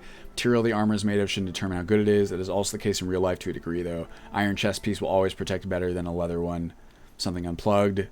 Small Skyrim. Campfire, frostwall perks. Leather armor is crap, but won't go shat diversity on that topic. Iron is dense, has a better resistance to being knocked down. Sure, so something like that. Light elven armor, easier to move in, but less knockdown resistance. I can't even wear leather armor at level 1 without the perk. Not realistic, but I like that I need to invest in the perk. I don't know. I like character building through perks, IMO. I mean, I do get that. For me, I think it's different approaches to character building. And it's like the idea of having to invest specific perks to do specific things, for me, really hits that note of like those old CRPGs where you could really make a build that felt specific, right? And like it encourages replayability because you have different builds that feel very distinct. For me, it's almost like I kind of lean towards like a RuneScape thing where like in theory, just like in real life, if given infinite time, you could theoretically master everything, but it would take you a very long time to do that. That's kind of like, so that kind of soft encourages like specialized builds, because if you don't want to spend, 10 years learning how to do everything, possible, then you're going to have like a specialized build. But that realism element is extremely important for me. Using the example of the tier locked like material things. Like if I pick up an iron dagger, I want to be able to use it at least a bit. If someone's attacking me in real life and I have a sharp thing that I found, even if I'm not a dagger fighter, even if I don't know the material the dagger's made out of, at the very least, I can try and stick my attacker with the pointy end, and it'll do something. It may not do as much as it would in the hands of like a trained dagger fighter, but it'd do something. You can bet if the pointy end connected, it wouldn't feel nice. And that's kind of where it goes for me, but I totally understand the other approach as well. Biggest downgrade in Elder Scrolls was removing climbing. Totally. Love it. Light armor. AO, unrelated technical question, trying to add the rectificator. Express install so I can run it. Can't find the correct Java version. Which one is it supposed to be? It should just be the latest version. Sirs Vala. Full plate is lighter than chainmail. I've heard that. When high L's, it actually makes sense to me because full plate is not supposed to be heavy. It's supposed to be, it's supposed to deflect slices, right? Whereas chainmail is like kind of a heavy, diffuses attacks by like a different method. High elves have been perfect. Oh my god, guys. I'm trying to keep up with chat. I feel like I've spoken so much. I'm, gotta breathe. Because I get jazzed about this. I love talking about this stuff. Honestly, I do. The whole heavy versus light armor thing is crap. That's how it is. Yes, it's kind of pretty unrealistic. High elves have been perfecting elven armor for millennia longer than dark elves have even existed to start making glass. Can I get a weigh in about vampire stage timing in Requiem? If you guys could slow it down, how much would you do so? As of right now, Requiem 3.4 has you go from each stage in 1/5 of a day. I've always felt it's too fast, and Ordil. It's just like it doesn't even leave you time to like think about anything else. Honestly, I mean, at a basic level, I would slow that down for sure, but I'm also probably going to use Sacrosanct for Special Edition. Okay, so back to the actual task at hand. If you guys remember, we are currently evaluating this approach, and we're going to evaluate the docks. This is pretty good so far. I'm not seeing anything super egregious. It's just, you get a little bit of kind of weird stuff where, like, I don't know, like this is a weird kind of stairs, you know what I mean? That someone would build stairs kind of like parallel to the what's it called? This is not the fault of the mod. This is, I'm sure, enhanced landscapes. Yes. Same thing with all this grass showing up everywhere that shouldn't be. And this as well. Probably. Oh, maybe not in that case. Hard to say. Let's see how we've done up here. And this is okay too. I've evaluated this mod before, and this is probably, I think Kojak has really cleaned it up a fair bit, so I don't know. It would certainly be a lot less work than just trying to take all of the Hold's assets out of their own separate cell and bring them into this world space. That would frankly suck hard, but I don't know if I feel like it's worth it. Oh, I think we have an issue here, yeah. Patches that are unpatched, like, world things. And there's some really cool stuff here, like, I mean, Holds has something like this too, but the Solitude lift, I don't think this is it. I think this is where they stay. But there's like a lift that ostensibly explains like why, yeah, here it is, like how we get freight, you know, up from the docks up to here. I love stuff like that. I don't know. See, heavy armor is useless in endgame vanilla as the cap is 600-ish, which you can reach in tempered light armor. Absolutely. It's supposed to be Java, according to the Requiem install page. That GRE version doesn't exist. They only release JRE up to 10. I'm not sure. You might have to ask on the Requiem page, Sir Svala.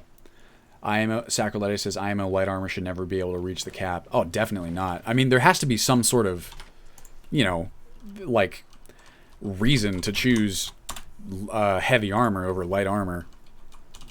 That was like one of the things I liked about Requiem, is like how heavy armor, it's a lot more specialized roles for each like bit of equipment, you know what I mean? Like this whole area is very nice. I'm just not sure if I'd prefer it over Holds. Also, if you guys want to see, so this is Solitude, but check it out. You go, boop, here's actual Solitude, which of course is also not patched. Enhanced Solitude docks, put in a big old rock here. These guys are all clipped through it. There's a bunch of stuff all throughout here. There's so much going on in Solitude now that it makes me like, oh, do we really need to go that ham on the docks? We got several buildings in the same spot here. So many cool buildings that, this is, what is this? JKD, yeah. So there's a lot of patching that would need to be done, but there's a lot to do. All of this from Solitude Reborn. Or Solitude, it's Enhanced Solitude, which uses Solitude Reborn as a base. You can see, though, we are looking in the direction of the docks right now, and it is really struggling, because I know that Enhanced Solitude docks really packs the docks full of stuff. So let's go ahead and take a look. Doing my own vampire tweaks as part of my Anordil Requiem tweaks. I'm trying to split the difference between Requiem and Vanilla Dawnguard. Interesting. Bloop. Does make sense that it would be the most densely populated city. That is true. It's just, like, once again, this is not bad. I don't mind all that much. I just really like Hold's version of this stuff. And Holds also has, like, its own version of, like, the lifts. Enhance landscapes. Yep. So let's go ahead and take a look at what we got here. Down. We got a very, very dense cliffside. And let's see if we can get kind of a full take on everything that's being added here. So we got this nice wall. Very defensible. This is a little strange, but it probably looks strange because of the retexture that I've done for Falmer stuff, Snow Elf stuff. Got this nice little area, sort of. It's like, what's going on here? Backwards. This thing, or like over here. Yes. There's a weird collision box there I noticed last time I went through here. Got a nice salesman. Oh, I cannot stand. This is not the mod's fault. Or it's the original mods. I cannot stand static clutter. It is like one of my biggest bugaboos. Default duration for each hunger stage and sacrosanct is 24 hours and it's adjustable. Yes, static clutter. I am... It's not for me. Okay, you know what? If we're gonna really... This is kind of unfair to the Solitude Docks District. To city walls. Is that... Oh, it's like a teleportation. I gotcha. Okay, we need to do something here. We need to actually quit out of here, and we need to disable enhanced landscapes, because we're not even going to be able to give this mod like a fair shake unless we see exactly what it's doing. Ow! Noticed in your mega mod, you have a lot on your walls. Absolutely. Sacroletius is a wall champion. It just makes it look realistic. Like, walls are important. They need to be defensible, and they need to be guarded, and they need to have stuff. I'm just loving the graphics here. Thank you, Ron. Ignoring the overlapping stuff. Yes, the texturing and all that, I've really, really tried hard to, like, frankly spend too much time determining the various textures that'll determine each area. I don't know why I said determine twice in the same sentence. Okay. Okay. Nope. Here. Whoa. Enhanced landscapes off, please. Priority. Okay. Now we get to wait for another loading screen. Where's my... Oh, here's my water bottle. Just instinctively reached for it.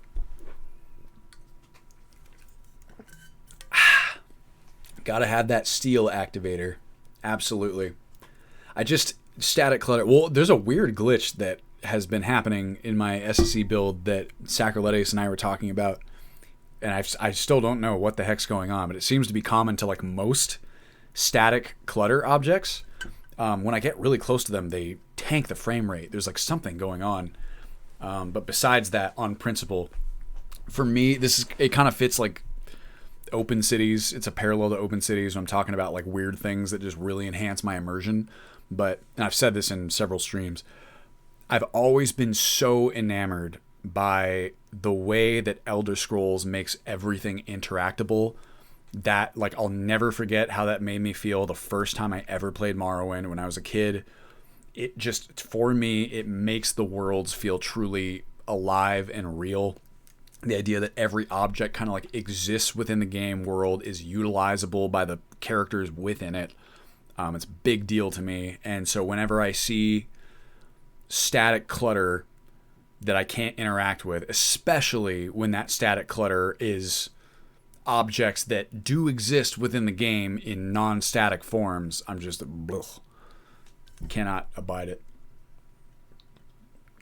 I get it. I get why people do it. Absolutely. There's lots of reasons, but I would rather swap it out, apply the script that hopefully stops them from going all havoc crazy.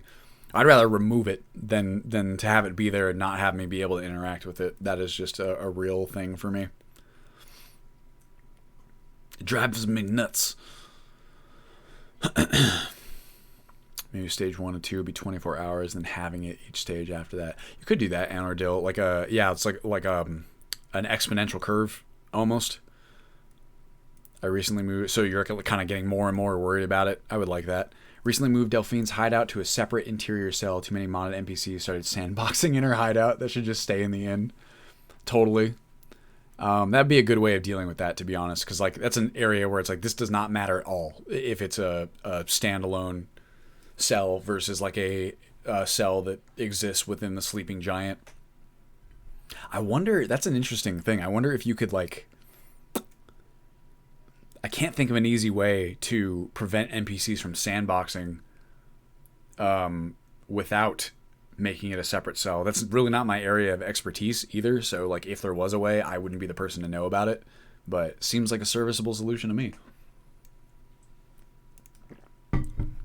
If only the disable havoc script always worked. I know it definitely has problems. Hello, new friends. Hello, Raptor. Thank you for joining us. Meth, how you doing? My boy. Oh, I'm getting hungry. I want sushi. I always want sushi, but I can't. It's too expensive. And I got food here. Hey, homie, doing good. How are things in your end? We're good. Just testing mods and... You know the story. Right now I'm testing out this big old Solitude docs merge and Ordeal. So I may have missed the response about my timing idea. I thought it sounded cool. I like the idea of kind of that exponential curve where it's like you're fine at first, but then the more you kind of don't handle it, the more worried you're going to have to be. Because it somehow feels a little bit more like it, I don't know. I like that it creates a sense of urgency versus like knowing that you have exactly 4 days, right? It's like 24 hours, then 12 hours, then 6 versus just like 24, another 24, another 24. It just feels like the other one would be a bit more panic-inducing in a way, which I imagine would be kind of what it feels like if you're a vampire. You're like, oh, I'm getting hungry. Spoke to Ice Cream Assassin as he uses a fixed version of the default disable havoc script, and it works like a charm. Really? Yeah, I would love to grab that.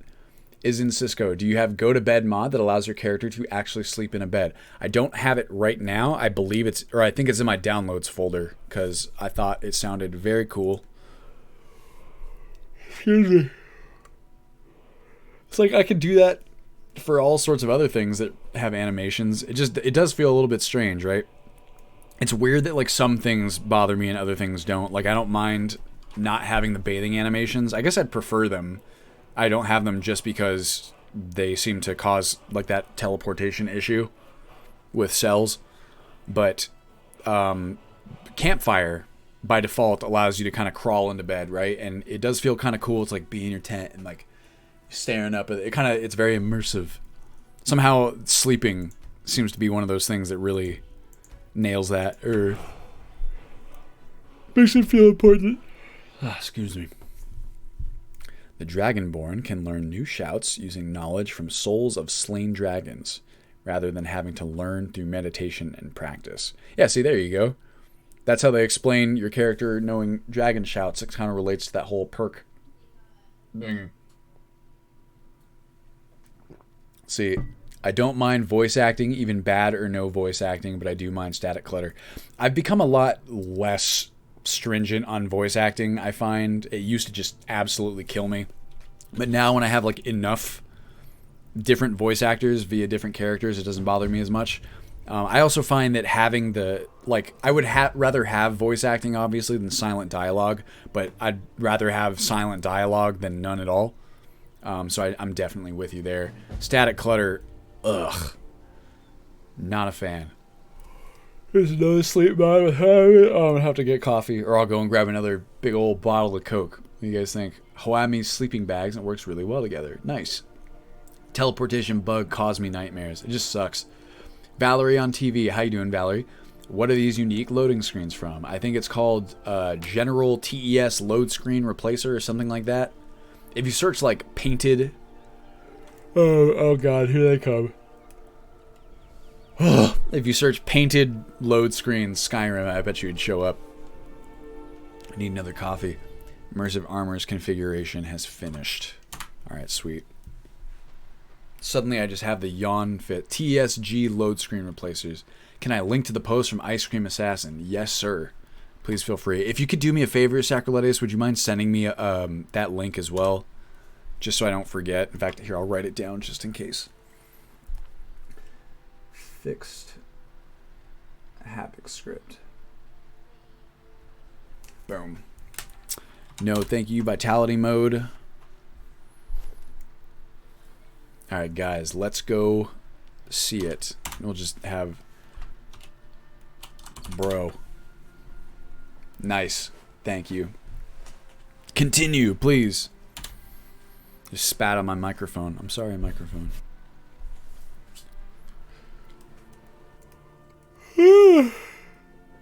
Oh, I'm suddenly yawning so much because I've been talking. Ow! Also, if you guys see, I have a stream schedule now. I'm going to try and stream a bit more. I also need to stream a bit more, or I'm never, if I just do like a stream a week, they'll never let me be affiliate. Oh. Uh-oh. Got another strange situation here. Let's see. We've got a road texture that's coming through that is not necessarily supposed to be there. Which one's which here? I don't know if it's the road texture that we need to fix or if it's the blend. Which one's which? That one looks like... This one looks like the Mysterious Dawn to me. So let's see here. I'm gonna make a note of this. Which texture set? Reach Dirt 01. Alright, I'll make a screenshot of that for myself and worry about it later. Might need some edits, for instance, removing the block activation part. Interesting. So it... Why would it block activation if it's trying to remove the static clutter element? That's interesting. Where are we? The reach? Say... Set game hour to 12. Set time scale to 10. Turn on God mode. Catla's farm exterior. Sculptra donated $50. Jesus, dude. Thank you so much. You were reading all the comments like a rap god. It is crazy. Oh, crap. I couldn't see the rest. I need to leave that on there. What did the rest of it say? I'm sorry. I need to make those say longer. Thank you so much, dude. That is an insane donation. I very, very much appreciate it. That is above and beyond the Call of Duty. I'm floored. Jeez. Speechless. That is nuts. I imagine you're going to be tip of the month. How do we donate? Oh, Ron, please don't feel obligated. There is a tip button at the bottom of the Twitch thing, I think. I believe how it goes. Don't inflate his ego too much. Yes, it's a dangerous thing. I'm pretty new to US. Good to hear you plan to stream more. I found your YouTube stuff very engaging, and I really enjoy seeing the development side of US. Hopefully you become an affiliate so I can subscribe. Thank you very much, ASO. ISO, am I pronouncing that correctly?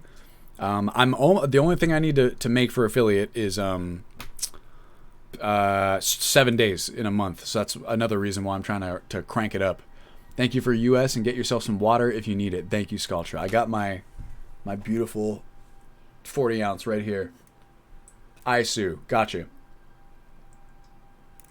ISO, gotcha. That confused me for a second. I was going to ask that earlier.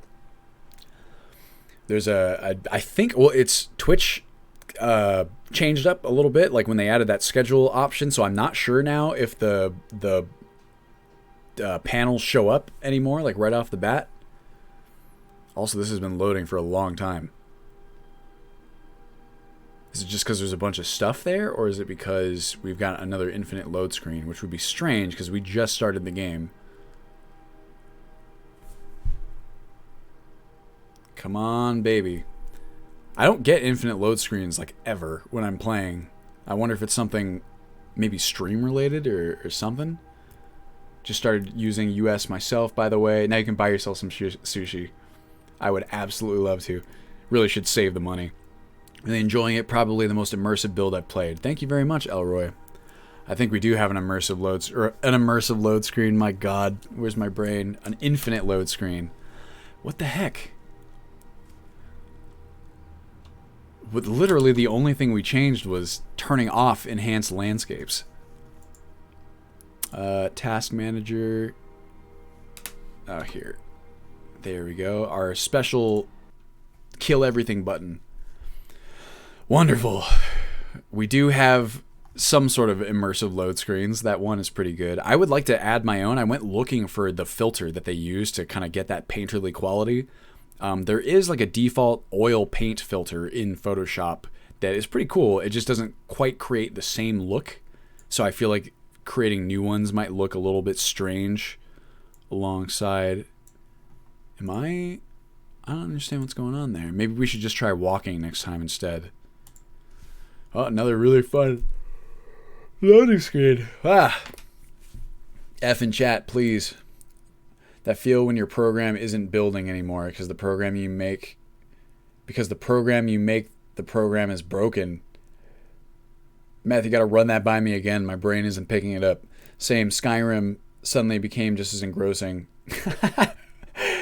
The feel when your program isn't building because the program you made, I don't know. It's not going to Sculptra. Another $15, dude. Are you kidding me right now, dude? Thank you very much. That is really above and beyond the Call of Duty. It's extremely generous of you. I really don't know what to say beyond just thank you very much. I really appreciate it. Oh, man. How's Twitch showing up for you guys? Does it still show the panels like it used to, or is it different now by default? Because it's not like when I look at my own channel, it's not default anymore, but I don't know what it looks like. I should probably just open up a incognito window. Let's see. Oops. Twitch. There we go. Blaming it on the new laptop. I didn't know you got a new laptop. There we go. Okay, it does show the panels. Blaming it on the new laptop. This one, Chill Banana Dirt, $25. My God. Okay, it does show the panels. Please keep a stream schedule. Love watching you mod Skyrim. Thank you very much. I really, really appreciate it, guys. You're gonna make me blush because I don't know how to handle this kind of attention. Oh, I'm doubling up. Uh-oh. Let's get it out of there. Yeah, it's lit. Ryzen-based RTX 2060. It's quick. My gosh. I'm trying to get my hands on a discount 2070. I don't know how much of an improvement it'll be. Ron C. donated $24.23. Love what you were doing. It is keeping one of my favorite games relevant and getting me into the roleplay. Guys, please stop. Or, I mean, I am extremely grateful. I don't want to tell you to stop. It is just... thank you so much. I always get I'm not good at handling compliments or anything of that sort. It's very humbling to think that I am deserving in your mind of your donations, I guess would be the best way of putting it. So thank you very much. All right, we're still loading. 2070 is decent.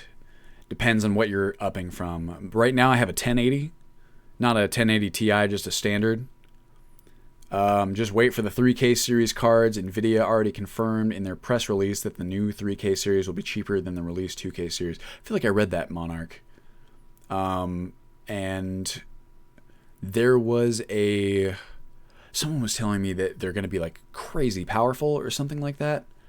Ron DC 30, how do you expect a 1070 to manage? I think it'll manage well enough. Because I'm running a 1080.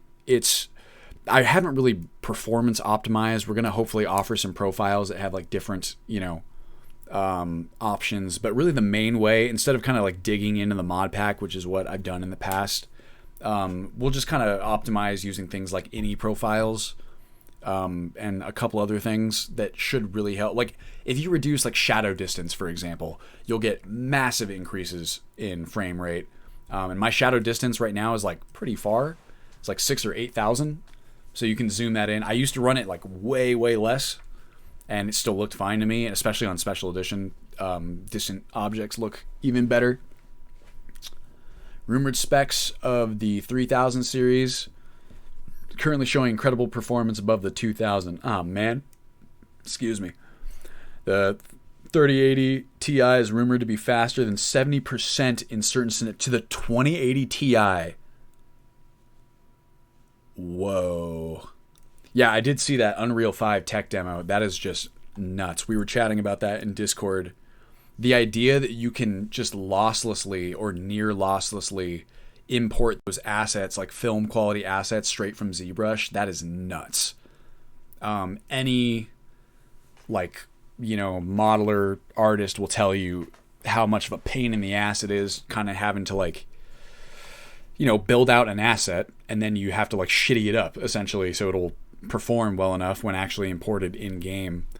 The amount of time you would save not reducing. I mean, there are obviously like algorithmic ways to reduce polygon count and things like that, but the time you'd save not having to do that, not having to like bake lighting and like do kind of normal map stuff as much. And then just, I imagine how much cooler it would feel as an artist to just kind of get the best version of the assets that you create straight into the game. I feel like that's going to be so cool.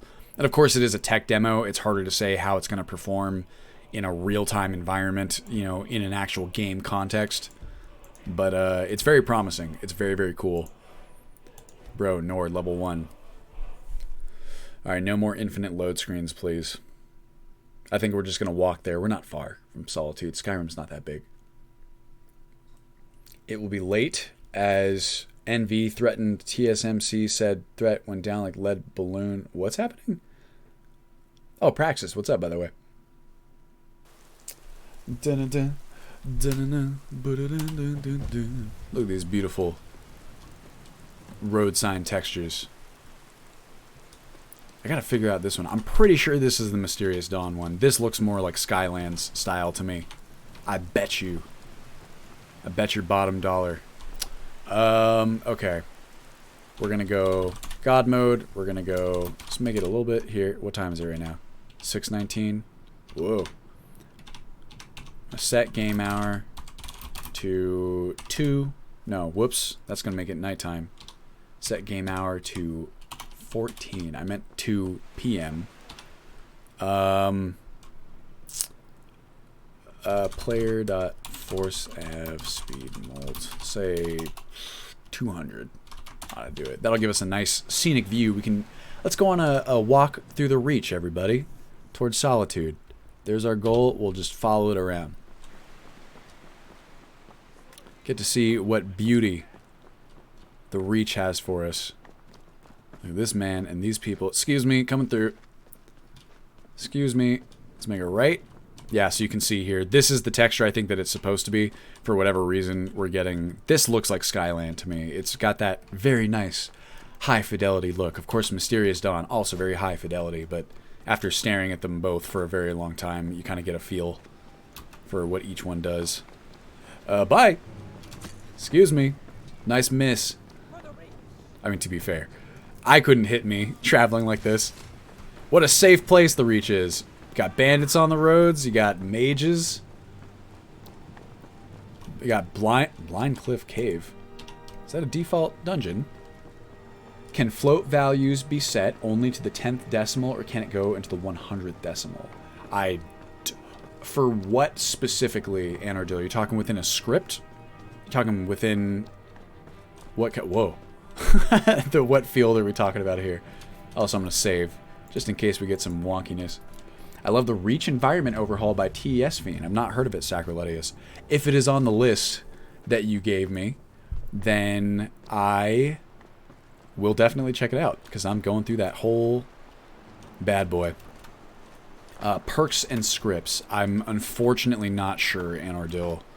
Sacriletius might know. Someone else might know. Oi! As anyone who knows me knows, I'm a bit of a script kitty. I am kitty, that is, not kitty. Although I would rather be a script kitty. Kitty cat. I'm not a very good coder. I'm trying to get better, but I'm very, very basic. I would not be able to tell you how... what's the word? How precise you can get with your float values. Excuse me, coming through. Ah, Forsworn Camp. Beautiful. What's up, guys? See ya. Whoop. Look, I can jump while sprinting now. Hey, that was not a good example. I mean, I would hope floats have a fair amount of precision. Floats really lose precision the more digits you add. Hoi! Oh yeah, I'm learning right now too.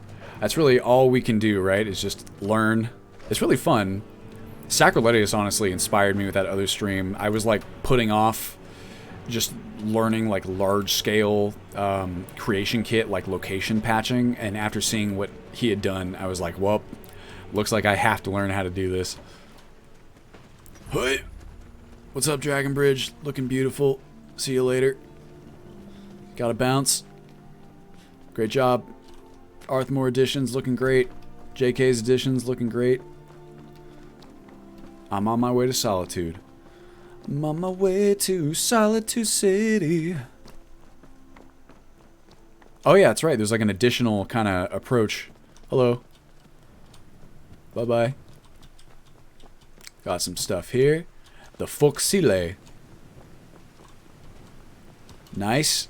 Oh, you gotta have Ivan's house. If you don't have Ivan's house, what are you even doing? Anyone else buffering badly? Oh no. Finn, I actually got ISO donated $50. Subscribe to Patreon to support development. I feel like there's a fair amount. It feels like a new game. Looking forward to the new edition. Times are tough for a lot of people right now. But I missed the tail end. Thank you so much. Thank you so much.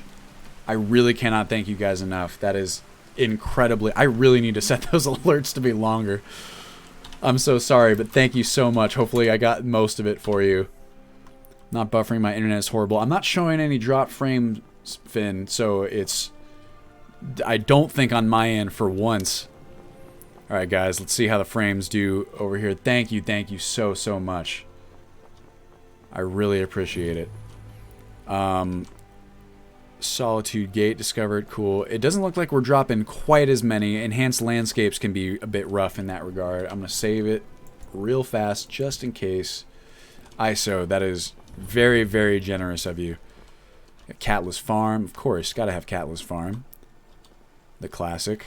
But you can see it does add so much. Let's see what we're dealing with here. All right, now I'm going to walk. Now I should probably set my speed. There we go. Back to 100's fine. Dun. So we've got... This is an interesting slope. Now, of course, we always have the option to take some of this and leave other parts. It's just the more stuff we do like that, the more complex and the more time-consuming the tasks get. Is my field of view? It is 90. All right.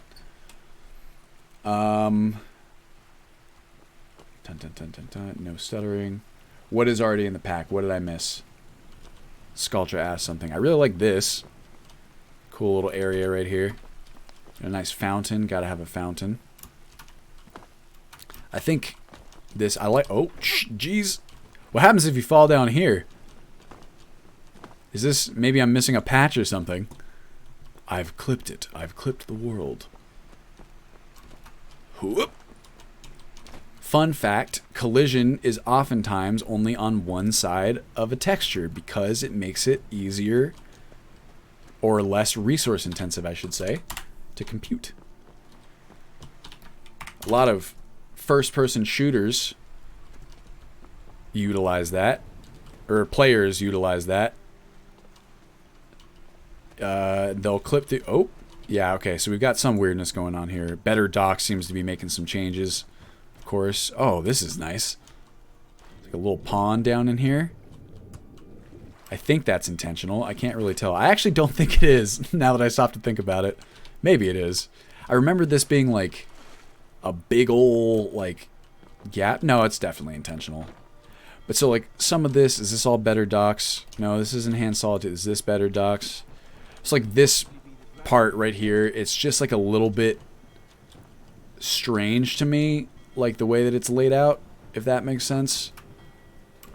We've got like some dock stuff over here.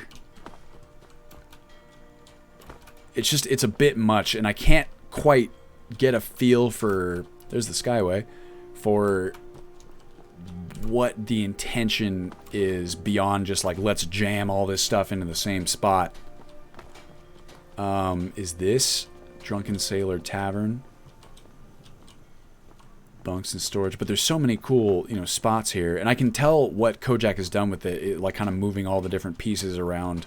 Like the Foxile that we saw as we walked in was the one from Solitude Docks, and that's moved to like a completely different location. So there's a lot going on. I'm just not quite sure if it's for me. This dude looks so sad. Yeah, I mean, they call him Garrick the Salmon. That's not a great nickname. I don't know if I'd want to be called that. Well, depends on the reason, right? Got a Murray, East Empire Trading Company. Some of these doors too, with the retextures from and the remeshes, I guess you would say, from Solitude, Glorious Doors. They look a little bit strange when they don't have their frame. Bread and batter. Oh, this is interesting. We've got like a little walkway down along the farm. See, here, and then you have like another, what is this, like a quartermaster of some kind, or just like a forge? It's just a bit much to me. I thought I did I change the time scale already? See, me and Kojak didn't merge at all. Me and Kojak have spoken on several points and took inspiration of what I made. That does not surprise me at all. Sacroletius, you're inspiring all of us. What did I change it to? Set time scale. Let's just make it 1. Actually, let's make it 5. It just, stuff starts to get weird whenever it's below 5, even below 7, to be honest with you. Like, I can merge it. It's just, for me, it's like, it's a question of whether things would have ever really been built this way. Like, it's like, why? You know what I mean? Like, it's not, oh, and then we've got a crash. So maybe the stability isn't great. I also want to go and check the other docks area, too. I just don't want to wait for loading. All right, so I'm going to pop in. This is a tough one. It's tough because there's every amount of effort, or like every, task that I list or like add to like the list of tasks to do, it takes time, and then it just takes time away from other things. And I do have like an entire mod pack to worry about, you know what I mean? Can we get an F in chat, please? It's always just trying to find out what's the highest priority. And scope creep. There you go. ISO's got it right. I don't know. It's a question of what really needs to be in there. And it's really hard to decide. It's really, really hard for me to decide because I'm like obsessed with making these cities feel large and less small. That's typically what large means, I guess. I don't know. I think for now, I'm going to go ahead and take a look at the docs here. And even stuff like having, it's like, oh, by large you meant less small. Yeah, imagine that. Set up a Trello. I mean, we have a Jira, and it's all in there. So we use it to organize stuff. It's just a matter of getting it all done in like a reasonable time frame. Bye, Meth. Thanks for stopping by. I don't know. And the thing is that my team, it's a volunteer project, they're not employees. They help when they can, but for the most part, if I'm doing all this crazy scope creep stuff, I can't expect them to do it. I'm going to be the one who does it. So I got to be reasonable with it. Create a sprint for release candidate. There would have to be several sprints between now and the release candidate, but we're working on it. The next sprint starts next week. And that's for 4.0.7, which is just kind of a cleaning up some of the remaining bugs in Legendary Edition. ISO says, I do IT architecture and planning work, and that's a huge problem in all the projects I work on. So much creep all the time. Yep, I totally get it. I mean, so my wife, she is, now she's a client partner for a tech startup. Her background is in consulting. One of her strongest skills is project organization, and bringing, like, as a consultant, one of the things that she would do the most is essentially get these companies' project organization in line, help them kind of deal with, their issues of scope creep and just their lack of organization. Having her kind of help and influence on my own project management has been absolutely massive for like efficiency. And it's just, you can see how quickly it can get away from you, especially with something like this where I have the world is my oyster. I have what I'm trying to do now in this research phase is just at least get a sense of the mods that are out there so that I can make intelligent decisions about prioritization and like what should be in there, what should be prioritized, like what is worth the time versus what's not. What can be done now, and then kind of pushed off to later. Maybe part of it can be done now. It's tough. It's especially tough for me because when I was like, I went to school for film. I never really expected myself to be doing this kind of thing professionally. And when I was in school, I was not really the best student. I wasn't the worst, but I had a lot of really good friends who were much better planners than I was. And I was able to kind of lean on them for, you know, just studying and kind of keeping me in line. And so now that I'm working alone or with a small team, and I'm working on my own project where I'm the person who determines, you know, what gets done when, I've found that I'm very much lacking when it comes to meaningful project organization. It's been a real uphill struggle to kind of learn that stuff. It's important and it's fun, but it can be frustrating sometimes when I feel like sometimes I spend a bit too much time perhaps on details that maybe only matter to me. And it's also tough too because sometimes those details are what really make the experience, you know? So you're always kind of balancing. You should bring her onto your project. She does help whenever she can. She offers to help me all the time with organization, and she helped me set up our entire Jira environment. So she definitely does. See, running a software company, that's awesome plot. Function creep is a real hazard. Scope creep, the bane of every software engineer I know. At least I'm not the only one. I mean, I already know that this is a huge problem for like a lot of people. But it is comforting to think that it is an issue for everybody who tries to tackle these kinds of things. It's a weird problem I have when making my own mod lists, whether it's in Skyrim or The Witcher 3 or whatever. I have this fear I'm missing out on some great mod because it's on page 37 or something on the Nexus. You are far from alone in that, my friend. What is the Skyrim modder credo is that modding is the game, right? It's hard because like there is a finite point at which you have seen all the mods or almost all the mods. So it's very tempting to kind of get there. And I feel like when I'm building a mod pack specifically, the way that I rationalize it, right, is I say, well, you know, I would rather spend the time researching now versus spending the time to implement a mod that has a better alternative that will save me time. The problem there is that, of course, there is a time cost, a tangible time cost to researching, and you might not end up with anything, or it might end up being as much time as it would have been if you just done it like the other way, right? Why are these? This is strange that this is clipping. I don't know. And this aspect is all over my head. I'm a health and fitness guy. You need physio training or public speaking on the topic. Great. Gotcha. I so wish I was someone who could help with the development side of things for this stuff. Dude, we all have our own skills and roles and, what's it called? Part to play. In fact, that's one of my favorite things about stuff like this. Why is this here? That feels like a random edit. Maybe it is supposed to be there. All right, so we're going to go down here, and we're going to ignore kind of the stuff over there, and we're going to go straight down over yonder. Oof. This is cool. I like this kind of set of stairs right here.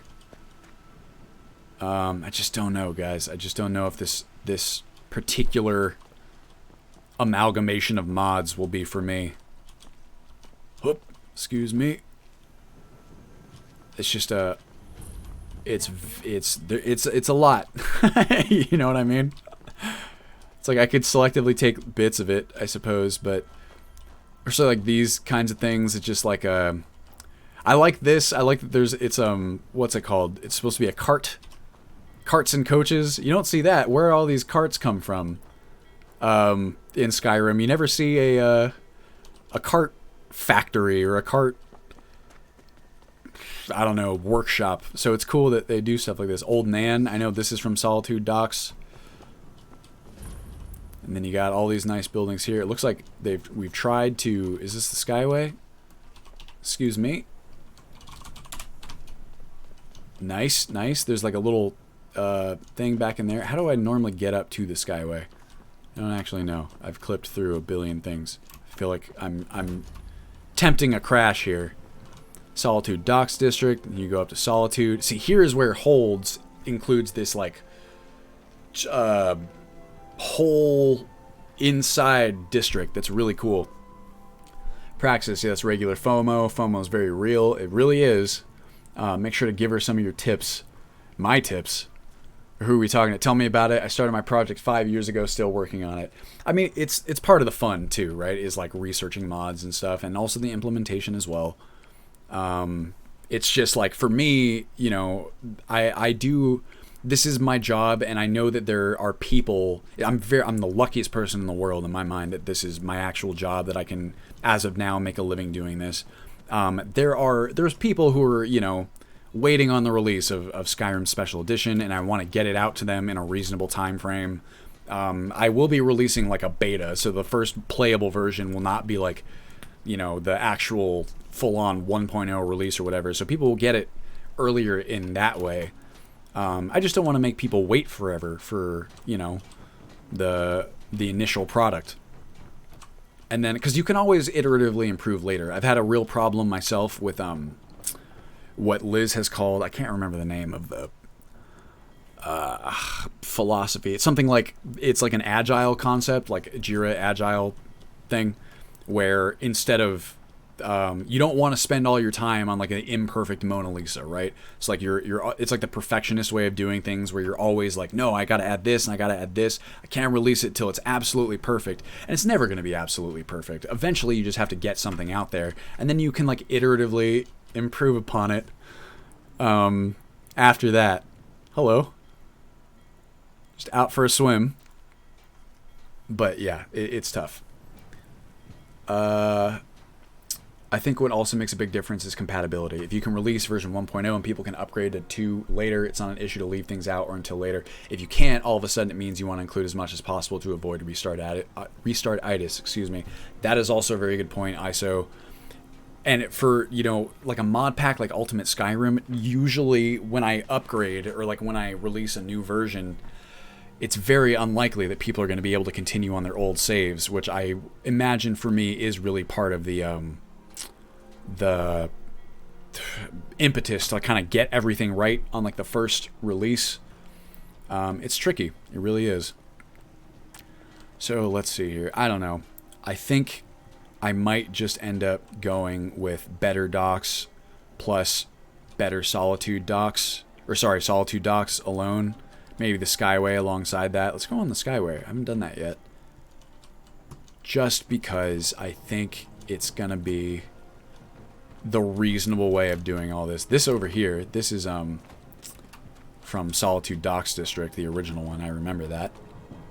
And I mean, Kojak has done a wonderful job here. There's just so much stuff to like kind of run through, so to speak. Oop, excuse me. I'm getting hung up on like every little thing here. Where's the entrance? Come on, Skyway. I see you up there. Where do I go? Come on. Come on. There we go. Oof. I'm just going to TCL my way. Am I still really fast? I think I am. Oh, here. There it is. Where's it supposed to go? Oh, it's so laggy. Right about there. Alright, because like this whole area, kind of like in here, it's mixed in with some other stuff. But this is what Solitude Docks has. Like, this is mostly its stuff, which I think is really nice. I think it's put together very well. It's kind of like contiguous. It makes sense. And those are always the big things for me, right? So I think what I'm looking at here, after kind of investigating these things, it's probably going to be a enhanced Solitude is still going to have, you know, free reign up in Solitude along with JKs and all that other stuff. For exterior Solitude, I'm probably going to go with Solitude Docks. Plus, probably still holds. I don't know. I'll see if it's worth taking out of the world space. I think for me, that'll be enough for Solitude, at least for now. Maybe I should try voice acting. Not to imply it's easy, because it's not. It's not easy, but I mean, if you do voice work and you're used to public speaking, I've always wanted to do that myself, and it is very hard, but it sounds like a lot of fun. Work for an MVP release, then iterate on top of it, but slim down to MVP, minimum viable product. I've heard that as well. Ron DC30, pretty sure Beyond Skyrim has unskilled work for people to do, audio splicing, as well as a training program if you want to dip your toes in. That is true. Beyond Skyrim is a massive, massive project, and I know they always need help. Sacrilegious, I don't get a single cent from my modding. It's all my passion project. It's true, Sacrilegious. You can see, I mean, I can tell that from your merge, like going through just the way that you speak about it. Like I said, I consider myself extremely lucky that I can even think about doing this for a living, as I do. Star Citizen will release shortly after TES 6, after 2050, of course. JC, random question. Are the frames worse because of streaming, or will we expect to have the same lag when playing and not streaming? It is absolutely worse because of streaming, and it's also really bad because this area that we're testing is chock full of stuff. You can expect much better frames than this on your own machine. Also, of course, hardware willing, but like pretty much anyone will get better frames than this. Look, the Solitude Skyway. I do want to check and see if I'll end up having that same problem that you were having, Sacrilegious, where people weren't loading in, or the geometry wasn't loading in quickly enough and people were falling to their death. Oh, and look on over here. We've got another... Oh, no, it's the same docks we were just looking at. What about over there, though? Uh-oh. Did I save myself? Ooh. Oh, shit. Well, famous last words. Back we go. What a beautiful sunset we have. You already had that one NPC in the water. Oh, that's a good point. That might be where that came from. Good point. And it looked like a traveler NPC, so probably that's where it came from. I think you're right. Like one of the roads people trying to go on the Skyway here. The mysterious case of the seared slaughterfish. Solitude Eastern Guard Outpost. This is not a texture that's supposed to be there, I don't think. Either that or it's been stretched over a object a bit too far. Interesting. And here we are. What do we got down here? Is this... It's also Enhanced Solitude Docks, huh? It's like a little spot. Wooden door. Port tower. Yeah, see, there's all kinds of stuff over here. Uh-oh. Mud crab fight. Nice. Nice job, Torolf Christussen. Hi. What's up, bud? Look at you. You're very cute. Ow! Wow. I forgot. I thought I had God mode on there, to be honest. Chill Banana, I got to go. Have a good rest of your stream. Thank you so much, Chill Banana, for sticking around and for the donation. I really appreciate it. Never mind that I have to restart a new character for next version. Plot says that is too much to expect. Don't worry about it. I'm glad that that's how you feel, my friend, because really it's just completely not something that I can avoid. I've tried in the past, but with a large-scale mod pack like Ultimate Skyrim or really any of them, it's very, very tough to ensure that characters are usable through different versions. Alright, well, this has been a fun exercise. Set time scale to 5. Set game hour to noon. A1A. There we go. Out. Let's check some of the stuff on this side of the river here. Streaming certainly impacts performance. It depends on your machine.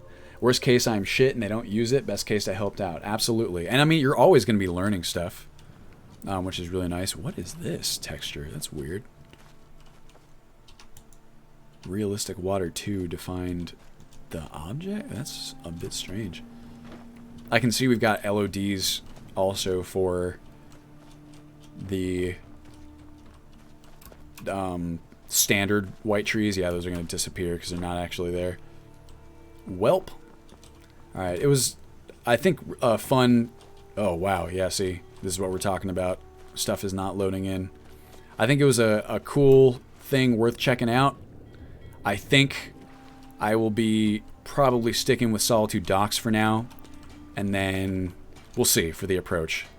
Maybe holds, maybe...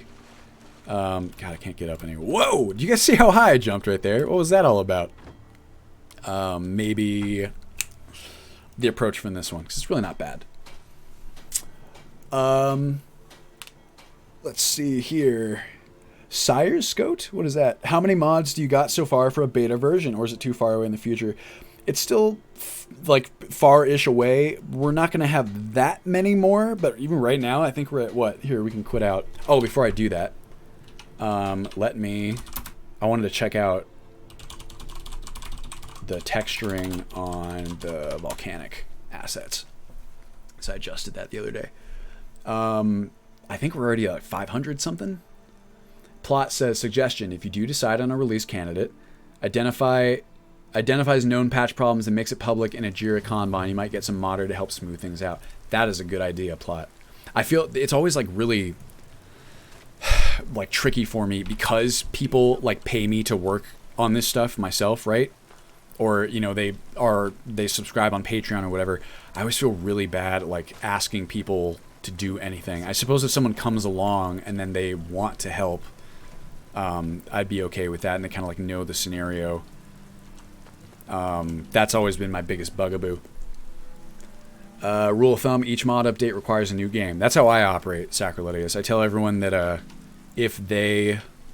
Isn't this cool, by the way? If they update any mod, I say kind of just expect that it's not compatible or that you might experience stability issues. Ooh, I like this. I like this much more than the other ones that I've evaluated. I'm not seeing noble Skyrims, but this is pretty good. Hut! Volcanic ash. Hut! It's raining so much today in Skyrim. Blam! Beautiful. Beautiful, beautiful. Hello. Okay, let's go ahead and... See, I got bit on the ass by a slaughterfish just as you jumped.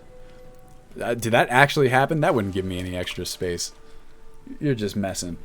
Will you enable fixed lag in future ENB local any preset? Feels like a free FPS boost to me. I had to enable it because my FPS was stuck at 2830. Now I got up to 60. Yet to know, I've not even heard of this. Sire Scout is that one town I showed you. The abandoned kitten I took in. Yes, that was the one it reminded me of. In the same location.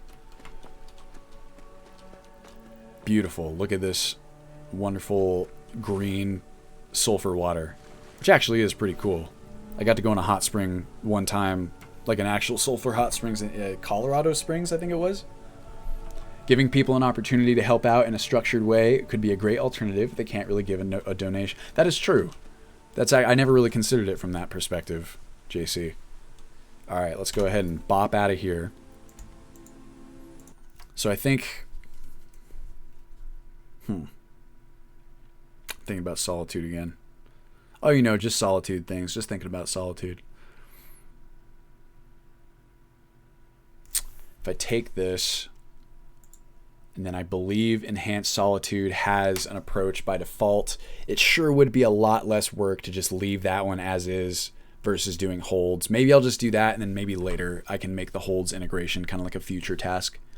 Because there's a lot going on for Solitude. Solitude's gotten a lot of love. Plot said, yes, agreed. IRC, fixed lag, breaks some presets like Suki. Interesting. Well, I wonder what it does. I heard mention of this in one of the YouTube VODs. I was wondering if you could talk about this Thieves Guild for Good Guys thing you were considering. Unless, of course, I heard wrong. You did not hear wrong, Sculptra. So, Thieves Guild for Good Guys. I actually have it somewhere in here. The most recent kind of test version that Cryptober gave me. Here it is. Thieves Guild Reformation. So essentially this is a rebuild / modernization of an old mod called Thieves Guild for Good Guys that provided additional choices throughout the Thieves Guild quest line for you to be just a little bit less of like a dick. Like, for example, like the immediate example is when you go to put some pressure on the business owners in Rifton, right? Instead of like breaking their stuff or like, you know, intimidating them or fighting Helga in a fist fight or whatever, you can actually offer to like pay their debts. And so they end up like liking you. Plus, like, you know, the Thieves Guild, it seems kind of like nicer. It's like, you know, we know that you have debts, but just so you know, the Thieves Guild is coming back up and we're going to forgive this one just because, you know, we want it. We're all friends here kind of thing. Just an example. You can also, like in Golden Glow, you can choose not to burn down the apiaries, and instead you can talk to, whatever his name is to kind of hear what's going on, and you can tell him like, hey, you know, I could have burned down your apiaries and I totally didn't do that. Like, see how chill the Thieves Guild is. I think you can also, like, there's opportunities to kind of tell Maven to fuck off and just things like that are just more options as to how to complete the quest lines. It's really, really nice.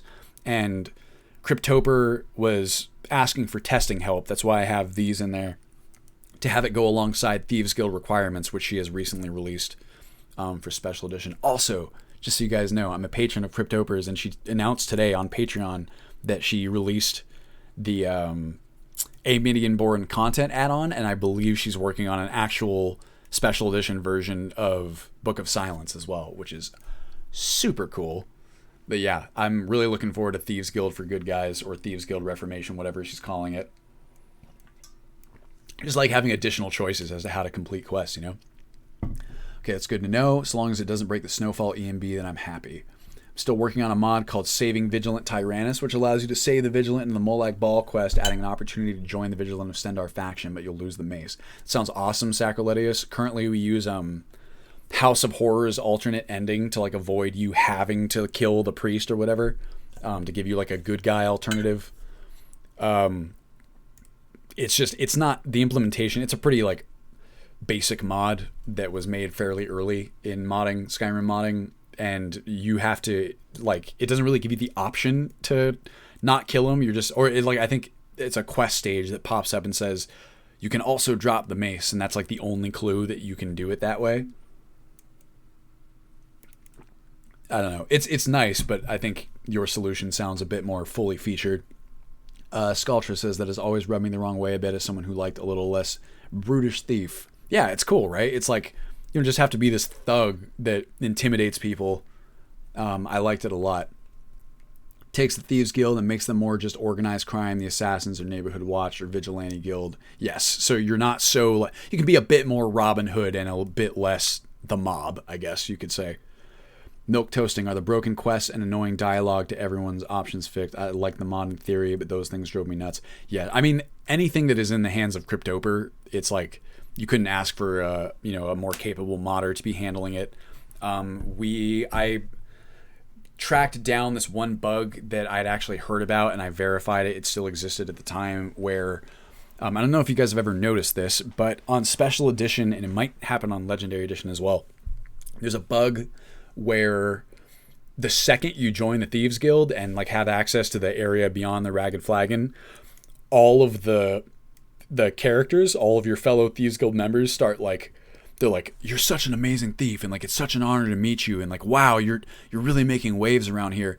They speak to you as though you've done all this super cool stuff when you really haven't done anything yet. And the reason for that is that there's a single global that gets ticked from 0 to 1 by accident whenever you join the Thieves Guild. Essentially, you beat that first mission. That global, when it's set to 0, is when you speak to them, they'll be a lot more like, oh, like, who are you? Like, okay, like, what's up? Like, you're the new member, but like, I don't care. Like, they're a lot more flippant and, distant because they don't know you yet. And you're supposed to have that global. It's supposed to tick later in the quest line, maybe after Golden Glow or something like that. And then they're supposed to be like, dang, you're really cool. But it's very strange because out the gate, they're just like, they love you. And it's just, I know Skyrim already has a problem with that, where you're just a super special guy, like right off the bat.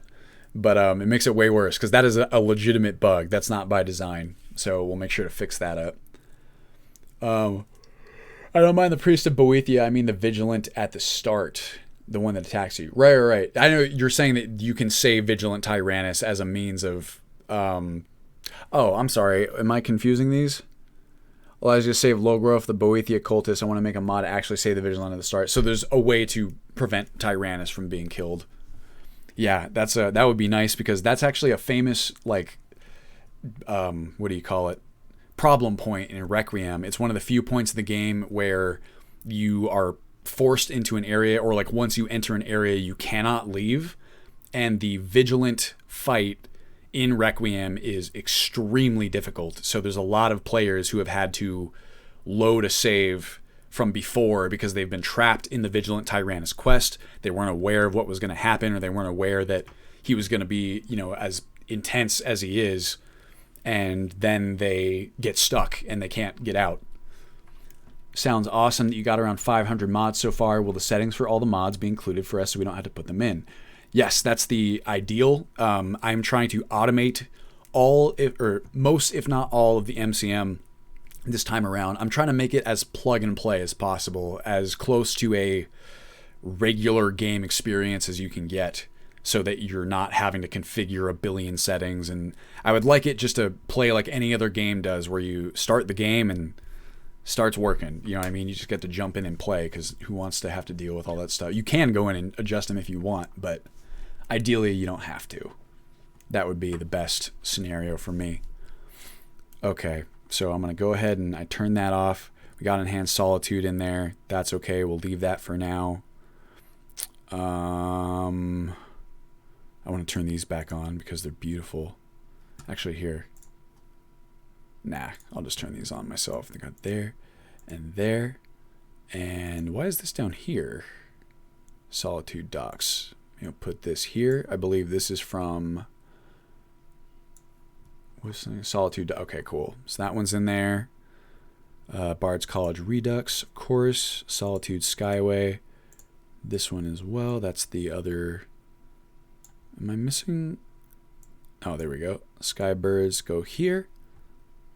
These can stay there. Enhanced landscapes. Oh, I want to turn enhanced landscapes back on.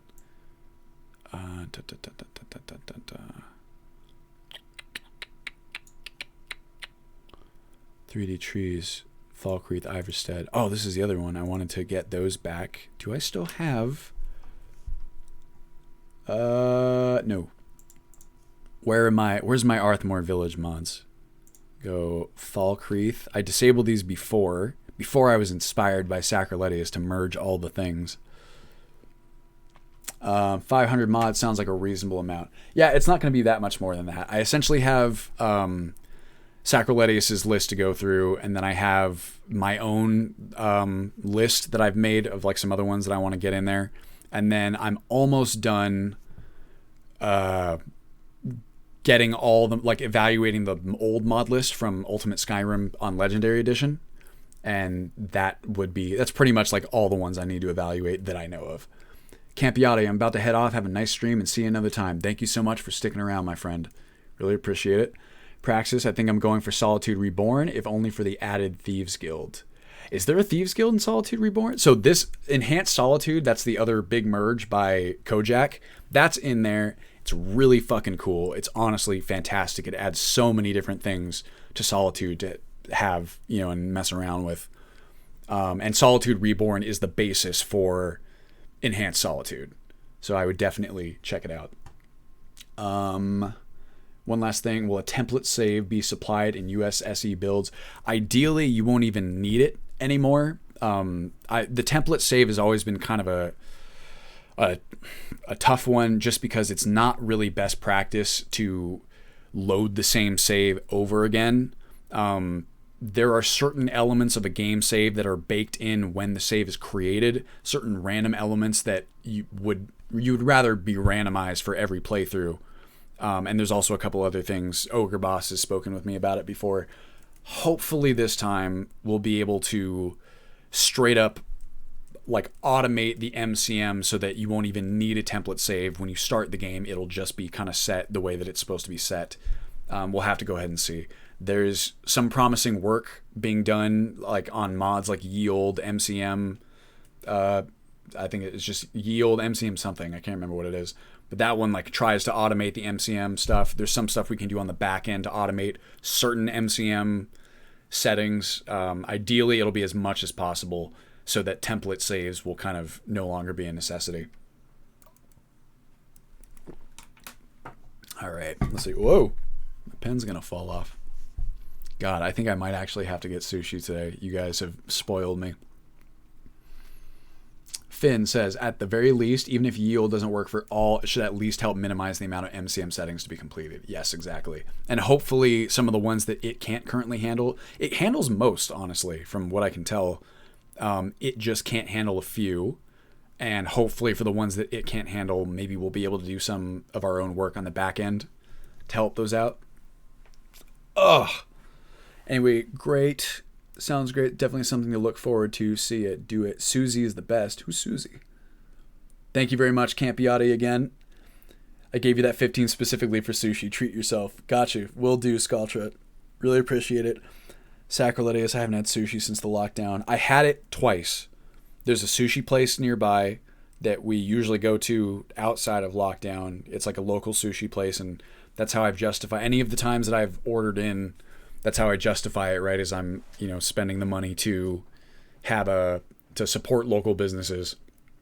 Oh, I should have figured out that you meant sushi from context versus Susie. ASO, treat yourself, and the wife too, of course, will do. Oh God, I love sushi so much. I really do. I feel like I could eat it. I mean, you get tired of anything after eating it every meal, but I don't know. If ever there were a food. That and cheeseburgers. I'm a big cheeseburgers fan as well. Oh, expanded telmithrin. I could probably combine both of these ones. That would be cool to do.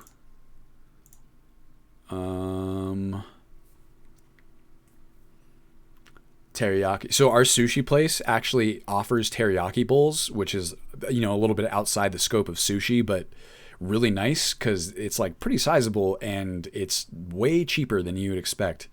The sushi place that we go to it's not the best sushi you've ever had.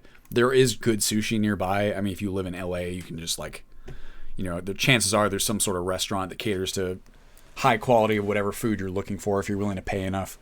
But our local sushi place is very good for the price. You can get a lot of sushi and it's of high quality for what you're paying. Yes, I could absolutely eat it daily. I'm 35. I've never tried sushi. I do recommend it. If you've never had raw fish or like ingredients before, I think the texture is what's the most different for people. It is really, really good. I would also say that it's a bit of an acquired taste depending on what you're eating. When I was a kid, I liked sushi well enough. It was kind of like take it or leave it. The more I've eaten it, just the more I love it. If you want to watch a documentary that'll really stoke you on it, watch Jiro Dreams of Sushi on Netflix. Also just a cool documentary. It's really well done and follows a total master craftsman, the best sushi chef, in the whole world. It's very cool. Sushi is awesome. Add in some veggie tempura. It's so good. Oh yeah. Praxis tempura udon for me. Oh yeah. Also love ramen. Love udon noodles. Nigiri, absolutely. I'm 32. Never been on an airplane. Really sacrilegious. It's like, well, it's an acquired taste. You got to give it a few tries before you really like it. Ron DC 30. I'm spoiled. I live in Newcastle and in their Chinatown. Oh yeah. Dim sum, another favorite of mine. A lot of I don't know. I really love Chinese food. I really love Japanese food. I really love Vietnamese food. I really love Korean food. A real Southeast Asia guy. Frankly, I just love food in general. Jiro Dreams of Sushi, so good. Jiro is the shit. Also, Wildy, how you doing? Wildy, I can never remember which pronunciation is. Please correct me if I'm wrong. Praxis, an airplane is just a big bus. It is. It's a bus that flies. Safer than a bus, too, typically speaking. It's in Cisco. I'm 31. Me too. Never go on holiday, to be honest. Last summer I spent modding Skyrim. To be fair, I mean, whatever makes you happy. Thai food, absolutely. Love Thai food. Going on holiday is very fun. Traveling is fun. So is modding Skyrim, frankly. I mean, spending a summer just getting to kind of do what you want and have time to play the games you want. Ow, that also sounds really wonderful to me. Sorry, I'm going to stretch my back. Boom. Sound like me. Grew up in Vancouver. Love eating sushi and dim sum. Love all Asian, Southeast Asian food. Yeah, I think for me it was my uncle is a big, big fan of Asian and Southeast Asian food. So I just kind of grew up eating it, right? And it's my favorite. Dim sum might be my favorite food. What do you guys think your favorite singular food item is to eat? I guess dim sum wouldn't really qualify because it's more like a cuisine. There's a lot of different things in it. I guess dim sum would be an okay answer. I might even answer that. But for me, it might be cheeseburgers. I love cheeseburgers so much. I don't know. Jess Brando, crap. Now I have to order pho for dinner. My family usually goes back to the in-laws for summer. I take 2 weeks off to mod Skyrim. Hell yeah. Finn says pizza. Tang Mango says hamburger. Ron says sushi. Noteworthy Nerd, does Korean barbecue count? Yeah, definitely. If not cheeseburgers, then pizza. Sushi for Paul. Valerie, chicken parmesan. Nice. Get that Italian in there. JS Brando, favorite single item to eat? A nice medium rare New York strip. Dude. Oh, it's been so long since I had steak. Magnum cheeseburgers. Hamburger. Joe Bob. Gabba's tacos. Love me a good taco. Ron says tie is a close second. Barbecue barf on a bun. What is that? Sculptra cheeseburgers are really nice. Pumpkin pie. Yeah, we haven't really had dessert. Coconut shrimp. Hell yeah. Ron changing my answer. Korean barbecue. Praxis for food. Filet steak. And Tunnock's caramel wafer biscuits. I've never had that, but it sounds amazing. Anna Ordale seaweed salad is so good. Never had that either. Ron, I just had it the first time last year. Placed around from us. Korean barbecue, you mean? Is amazing. Barbecue spicy pork Korean style. Hell yeah. Sacrilegious, I'm on a diet. I'm so sorry. That was the worst question to ask. If you're on a diet. Shit, let's eat. I'm getting so hungry. Damn, so hard to pick. Probably Vindaloo. Oh, hell yeah. We haven't gotten an Indian in there. ASO, that is a great choice. Fuck, now I'm hungry. Same. Oh man, I'm really hungry now. Soon. So got some stream. I'm aiming to end the stream at 4. So that's about 35 minutes from now for me. So then we can all go ahead and eat when that happens. Or you guys can eat now. I'll wait until after to eat. What was I doing? Back to actual Skyrim modding. Falkreath. Iverstead. That was what I wanted to go back and get. Excuse me. You know what? Here, let me grab. I'm going to get my Coke so I can inject some caffeine into my system. Be right back.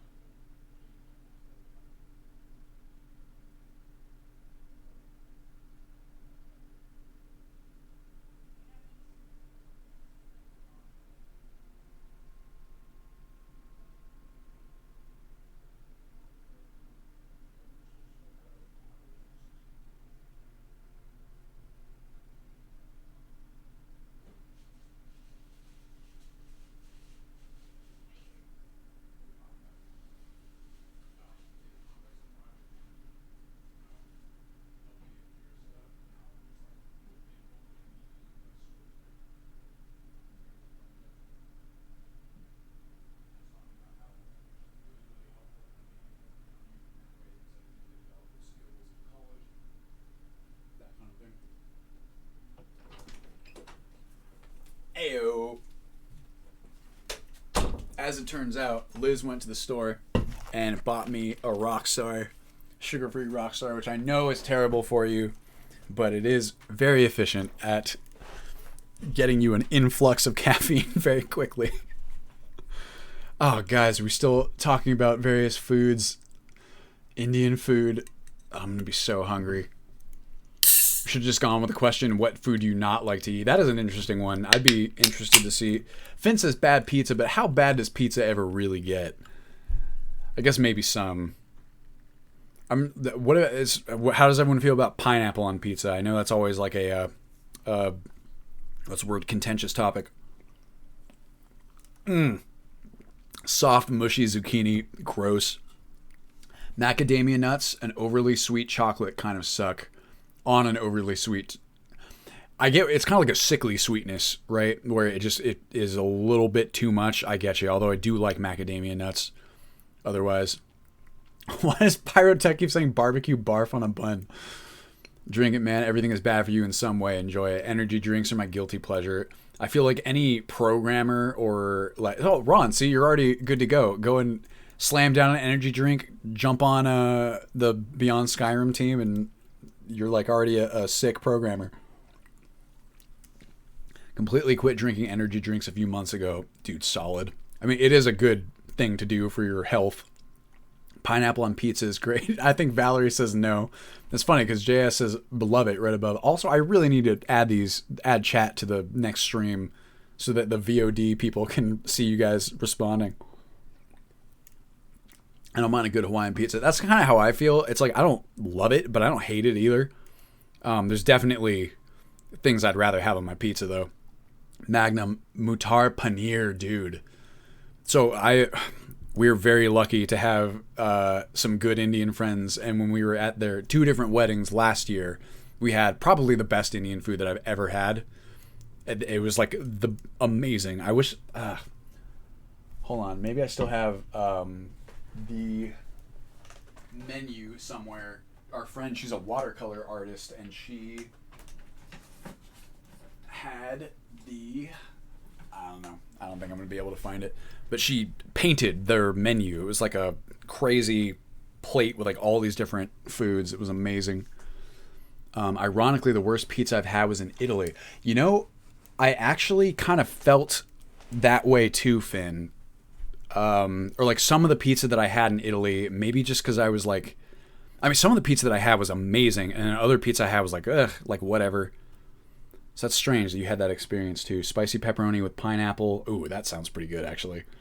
Hawaiian pizza for the win. I love ham or like Canadian bacon. Wow, I'm surprised to see how many people are actually into the whole pineapple on pizza. Nuts are just too strong for me. I couldn't stomach them. I'm sure they're great. I want Mutar Paneer so bad now. Damn, black coffee is legit good for you. It's supposed to be, right? I mean, if it's not, I'm in trouble. There's coffee in general. I will die on that hill. I never drank a single drop of alcohol or energy drink in my life. Dude, you are killing it in the health department. Oh boy, I've drank many drops of alcohol and many drops of energy drink. Italy pizza and American pizza are way different. That is true for sure. It's like Chinese food and American Chinese food. It's like I like Italian style pizza. I had really good Italian style pizza in Italy, but I also had, just some pizza that wasn't great. I don't know. I mean, that can happen anywhere, I suppose. It's all good. We'll have to order something out next week. Extremely limited income right now, so very budgeted food, but I'm going to treat myself with Indian when we can. Hell yeah, dude.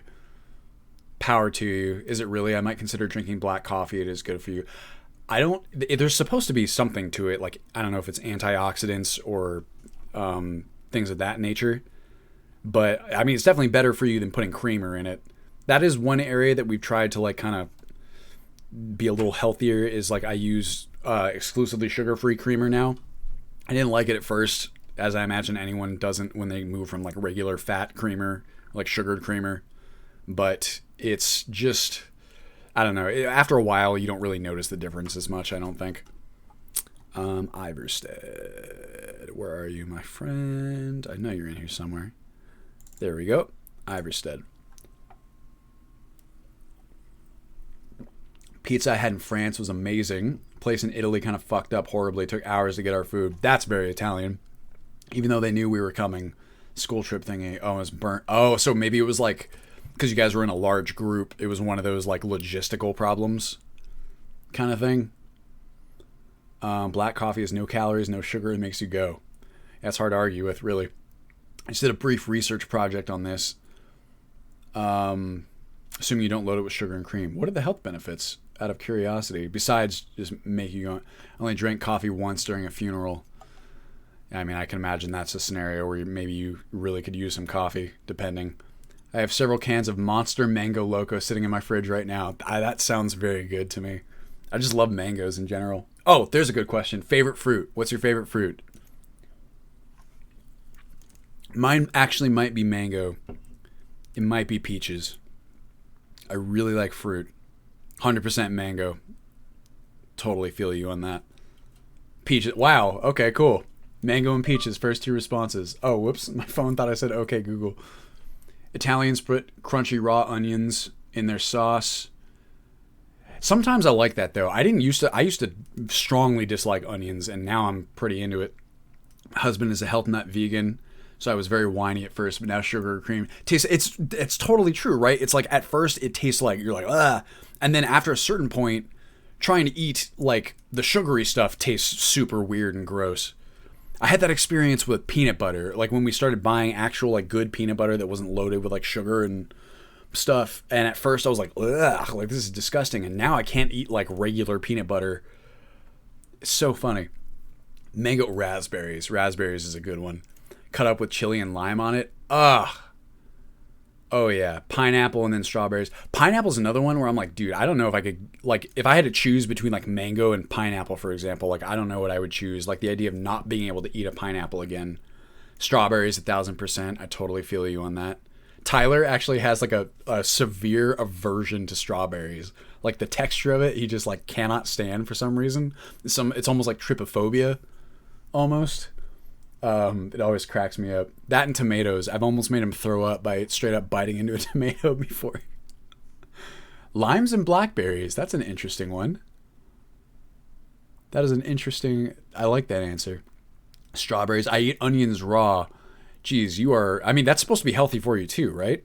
Sacrilegious? Tangerines, great choice. I do love me a tangerine. Raw onions are great as toppings, totally.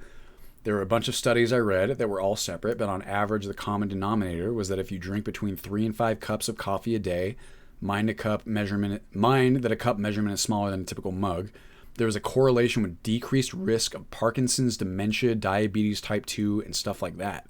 Whoa. But what? You still do need to drink enough water or other hydrating liquids to be good. That makes sense to me. That is interesting. Dude, anything I could do to like stave off dementia, geez. Of course, is it worth the caffeine addiction that you develop alongside it? Milk tastes so sweet to me now. Oh yeah, totally. Strawberries indeed are awesome. You still need to drink. Oh, read that. Can't eat stuff like Hershey's chocolate milk after really liking eating really dark chocolate. Totally. I had the same experience. It's just like, it just tastes like synthetic, for lack of a better descriptor. It's funny, my fiance hates raw onions but loves vindaloo. Yeah, I was gonna say that's onions. Makes no sense. I mean, sometimes, although I guess pureed onions and like the preparation could make the taste pretty different. And like raw onions are very powerful as like a flavor. Like it can be really overpowering. Is this a food stream? It is not. I'm sorry. Blueberries are delicious. Do love them. Blackberries and plain yogurt is a great combo. Oh yeah, plain yogurt. I really do like Greek yogurt as like a means of acquiring protein. It's pretty good. Actually, I can drag all 3 of these. Wasn't this supposed to be a Skyrim stream? I apologize. Where is my okay, Telmithrin. Let's put Telmith right there. And where do I have my... Here they are. My Arthmore town. I've never actually had durian. I recommend grabbing barbecue sauce and a bun after eating. I see you, bro. Do you know if it's possible to install a Wabbajack mod list on a new profile in MO2? I want to try some, but I want to get rid of my current load order. So the reason that apps like Wabbajack and Automaton have you install a totally new instance of Mod Organizer 2 is to maintain what you're talking about, like your load order and your mods. You can, like when you install it, it'll create a totally separate Mod Organizer installation, so that way whatever you currently have on your current one is not disrupted or edited in any way. It's completely non-destructive. Always look for who is paying for the studies. Also good point. It's like, yeah, it's like this study shows that pizza is really good for you, paid for by Pizza Hut. If it's possible, I just read that one. Durian is a good fruit. I remember drinking grenadine syrup as a child. Oh! I was like, wow, that's really sweet. My mom told me you're supposed to add water to it. So I read this. I don't know if this is true, but I did read this, that children below a certain age, I think it's like 7 or 8, are physically incapable of identifying a taste as too sweet. Something about like bone growth, like requiring some element of sugar or something like that, where just like it's an ostensible explanation for why kids just really love candy and really like sweet stuff. I had things like that too, where like I would have dessert tofu when I was a kid with like the syrup in it, and I would just put so much in there, and my uncle would and my aunt would try it, and they're just like, this is disgustingly sweet. And to me, it was like amazing. It was delicious. Should have that now and see. Forgot there was a correlation to decreased risk of certain cancers too. Ooh. Next stream will be in a restaurant just eating. Oh my God, please. Eating stream. I'm sure this stuff, there has to be streams like that, right?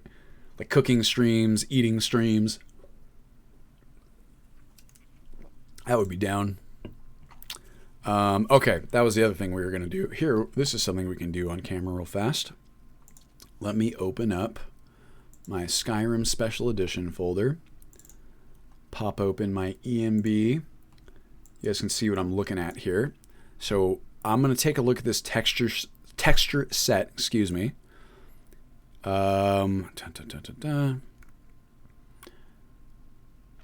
is going to be like a reach dirt texture. So I want to take a look at where roads, grass, maybe something where I think Skyland is taking precedent over Mysterious Dawns. Mountains, perhaps? No.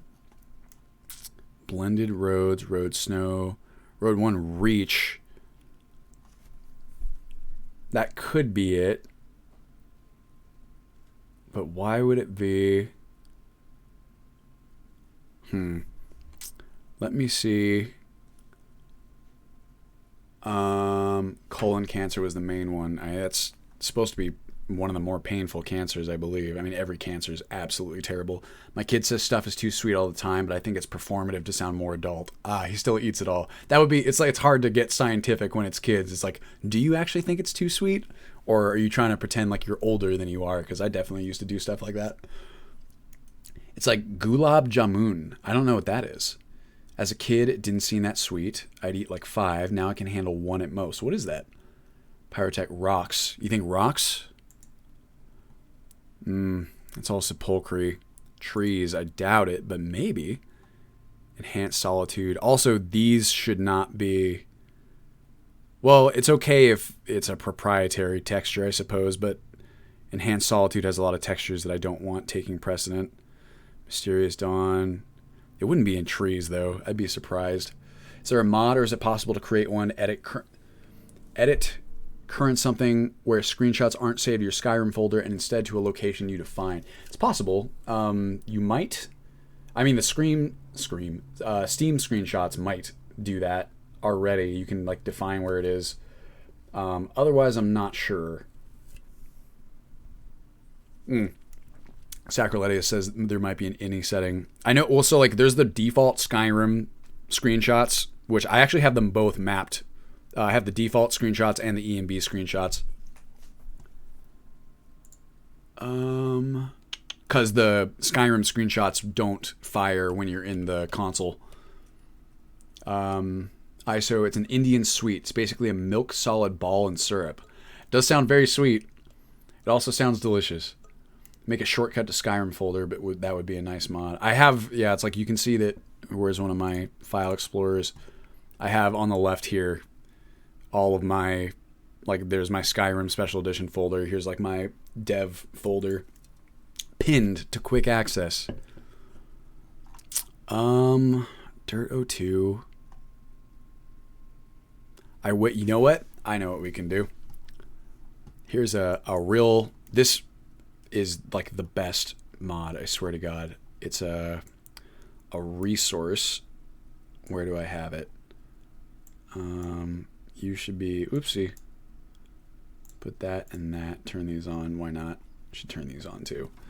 Immersive world encounters, blah, blah, blah, blah, blah, blah, blah. Face masks, immersive farms, combat fatigue, suspicious city guards. Looking for, haha! Landscape identification by terrain texture. This is the one you want. This is an extremely useful tool for any of you who are not familiar. I felt so stoked when I found this the other day.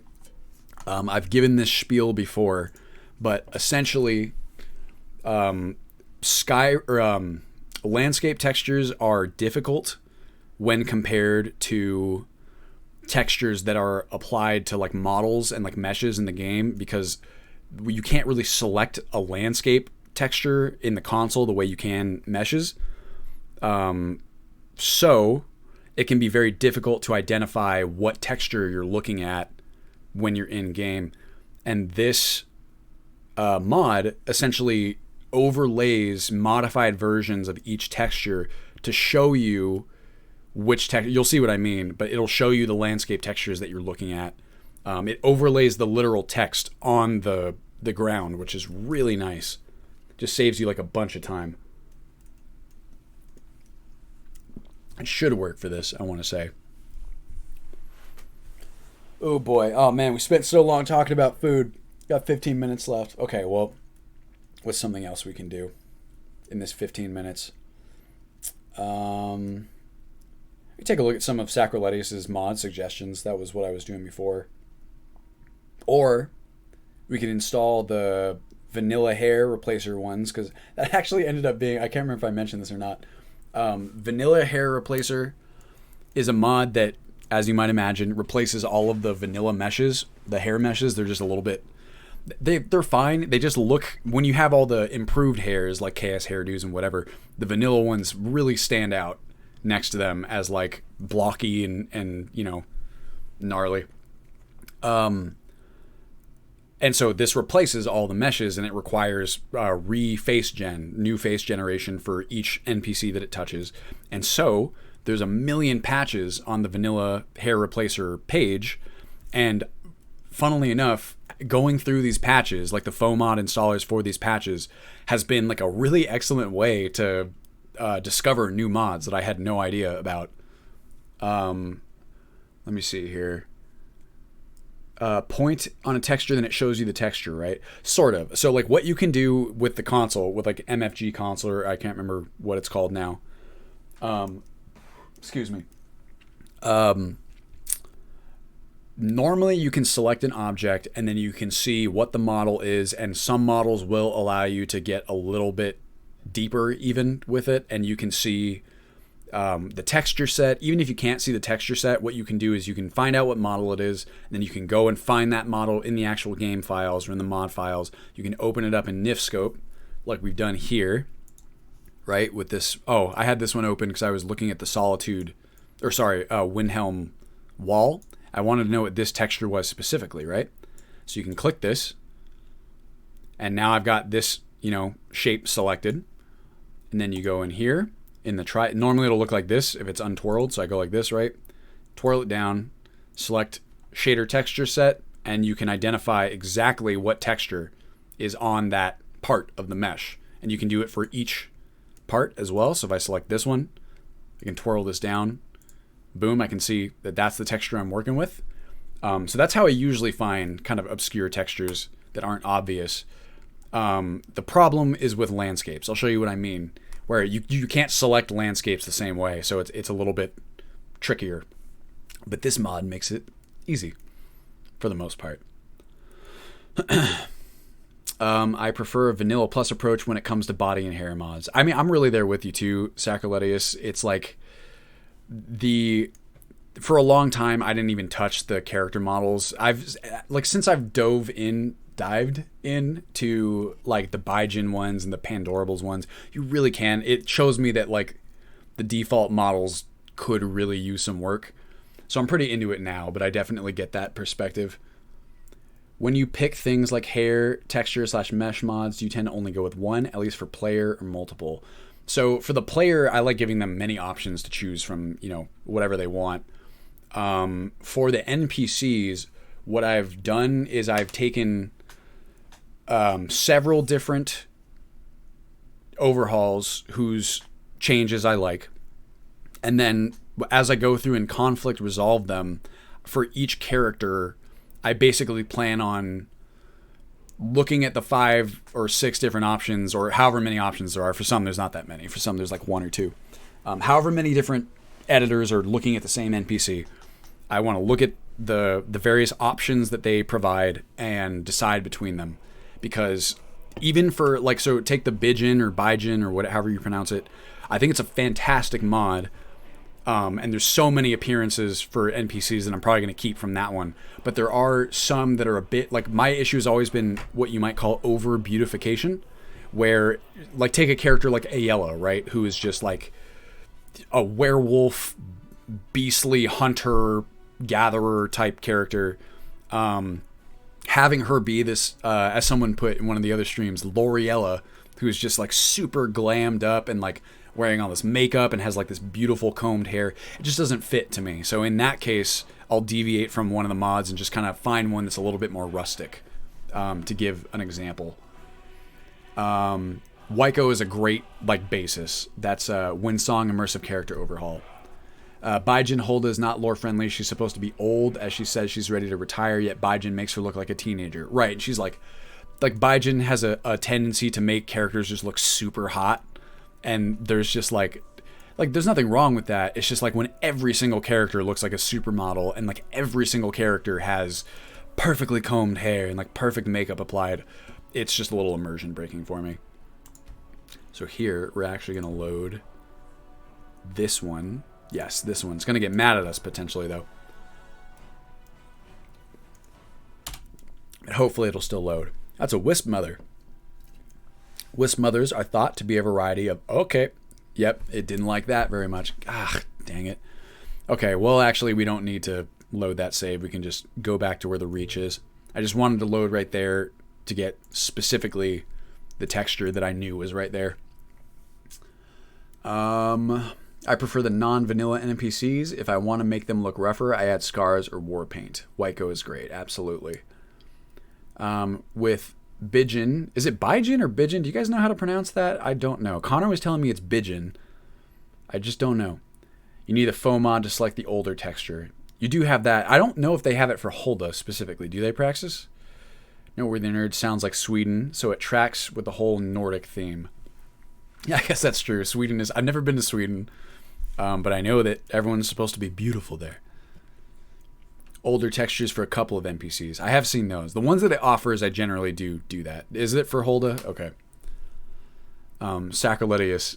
Todd, why? It doesn't just work, Todd. Although, in Todd's defense, I got, 460 mods running. Grace God says, I've always said Baijin. That's what sounds correct to me. Anor Dill, regarding body mods, is CBBE or UNP more popular on SSE, which is more stable and supported by armors? I think for Legendary Edition, UNP was more supported.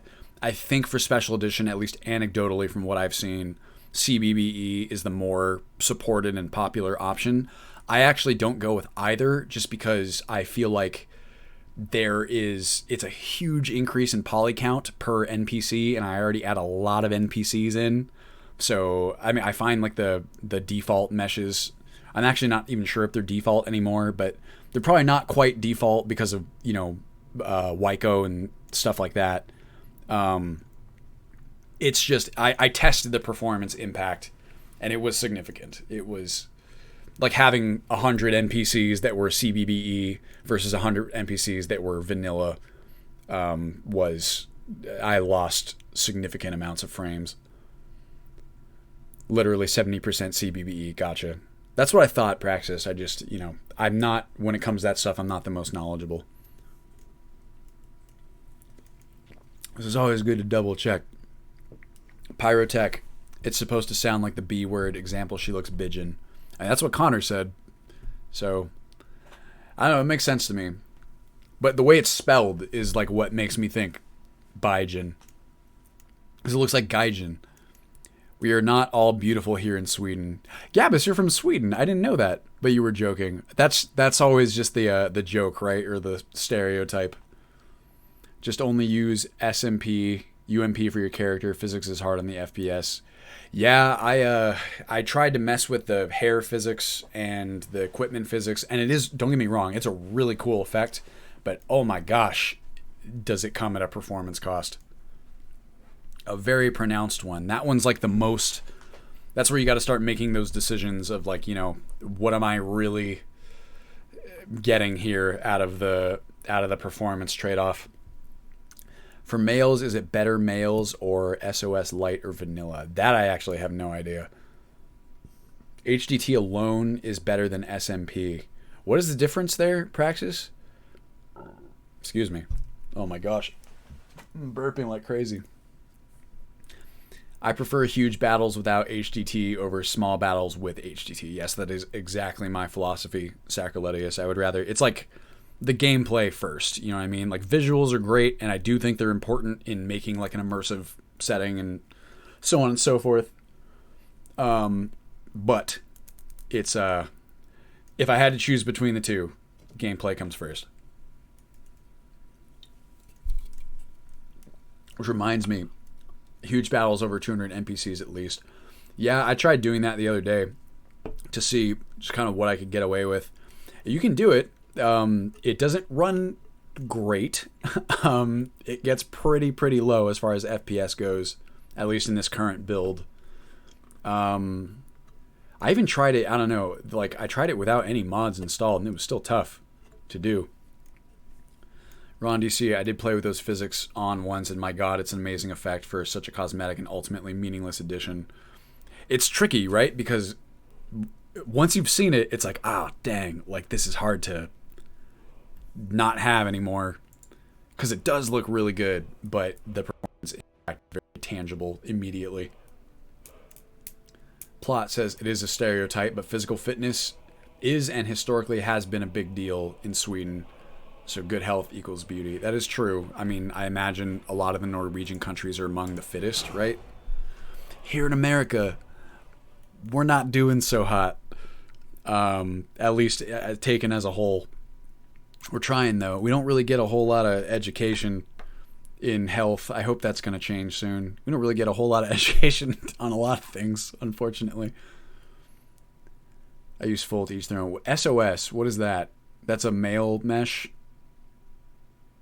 Oddly enough, one of my favorite helpful mods is the one which allows me to map full save to a hotkey. Yeah, Scandinavia, not Sweden. Gotcha.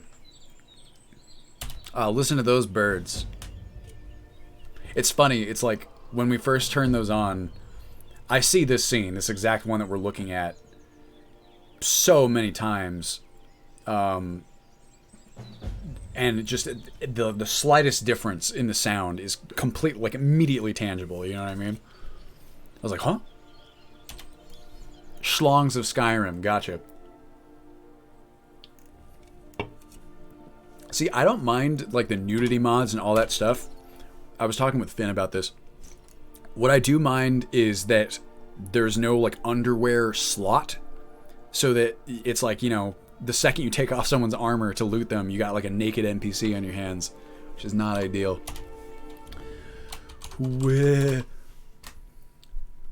Seasons of Skyrim. Stories of Skyrim. I mean, if they're talking about male meshes, it might actually be Schlongs of Skyrim. Continue. Seasons of Skyrim is a thing, right? Skyrim. Wish there was underwear slots for sure. I swear there's a mod that attempts it. I found it one time and I should have written it down. Maybe I could find it again. I can't remember. Oh wow. Bathardams. First things first. It is nighttime. We are near the Reach. In the Reach, sort of. Oh, we are. This is the Reach. Okay. So this is what I was talking about before, by the way. So you can see that this is Dirt Path 01, right? Isn't this like the coolest thing? It's so useful because, as you can see here, if I select this rock, I can see what the mesh is. I can see the texture sets. Very useful. If I select the ground, not so much. Very cool. Oh, we're gonna get an aurora. Unfortunately. So we were near, like, Kolskager. So I'm gonna go ahead and just warp myself there. Kolskager mine exterior. A mod that allows for undershirt slot would be great for immersion / customizing. Totally agreed. It's just, I really miss that from Morrowind. I really liked that in, like, Kingdom Come Deliverance, right? Oh, shit. What's up, guy? It's funny, whenever I warp here, they don't notice me until I start moving. Oh, it looks like they, I don't know, notice someone else. Rocks 01. Oh.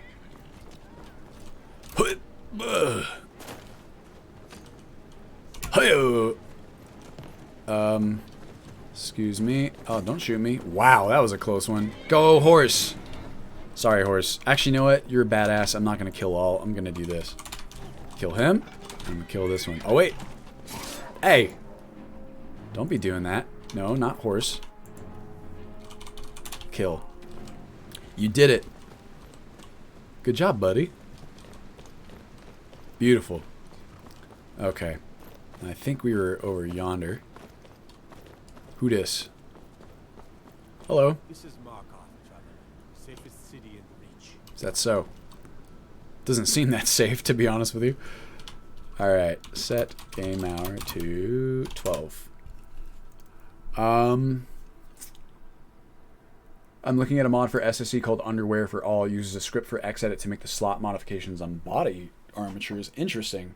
That might be the one that I found because I remember the implementation was like a little more complex than I anticipated, and that would fit. There's an outfit mod that breaks outfits down so you can make mashups. Plot says Morrowind, but incompatibilities, yeah. I still need to play Morrowind. It's really good, Skaltra. It's tough to go back to nowadays. I mean, mods really help, but it can be rough. Let's see. Okay, boom. All right. This is mirrored. Reach Dirt 01. Then okay, is it possible that I'm not looking at the Skyline and that it's actually backwards? Okay, this is Reach Dirt 01.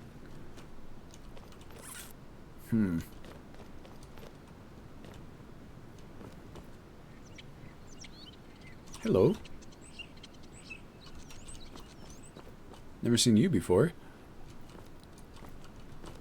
That's gotta be it. Is it really just that simple, huh?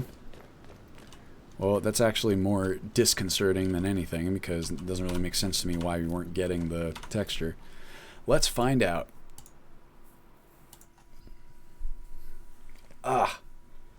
So many different bird and animal mods, no turtles. I would love to have turtles. I love turtles in general. Oh, you had to remove horses on patrol, huh? I'm telling you, man. But I've verified now, for whatever it's worth, that populated roads or town, whatever it's called, the populated travelers mod and improved roads both include people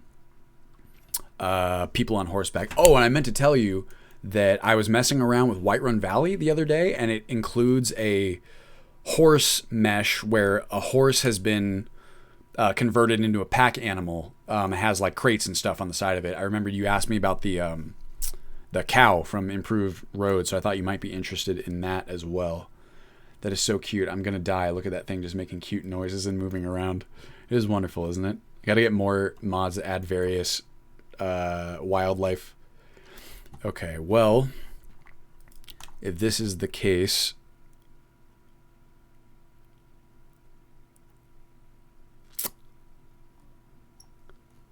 what was it? Reach Dirt?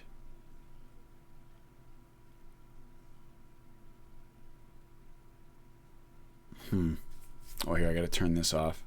Well, so it's possible. That can't be, though.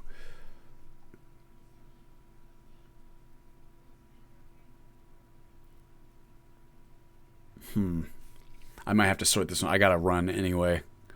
So I might have to sort this one out myself. What is going on there? This doesn't make any sense to me.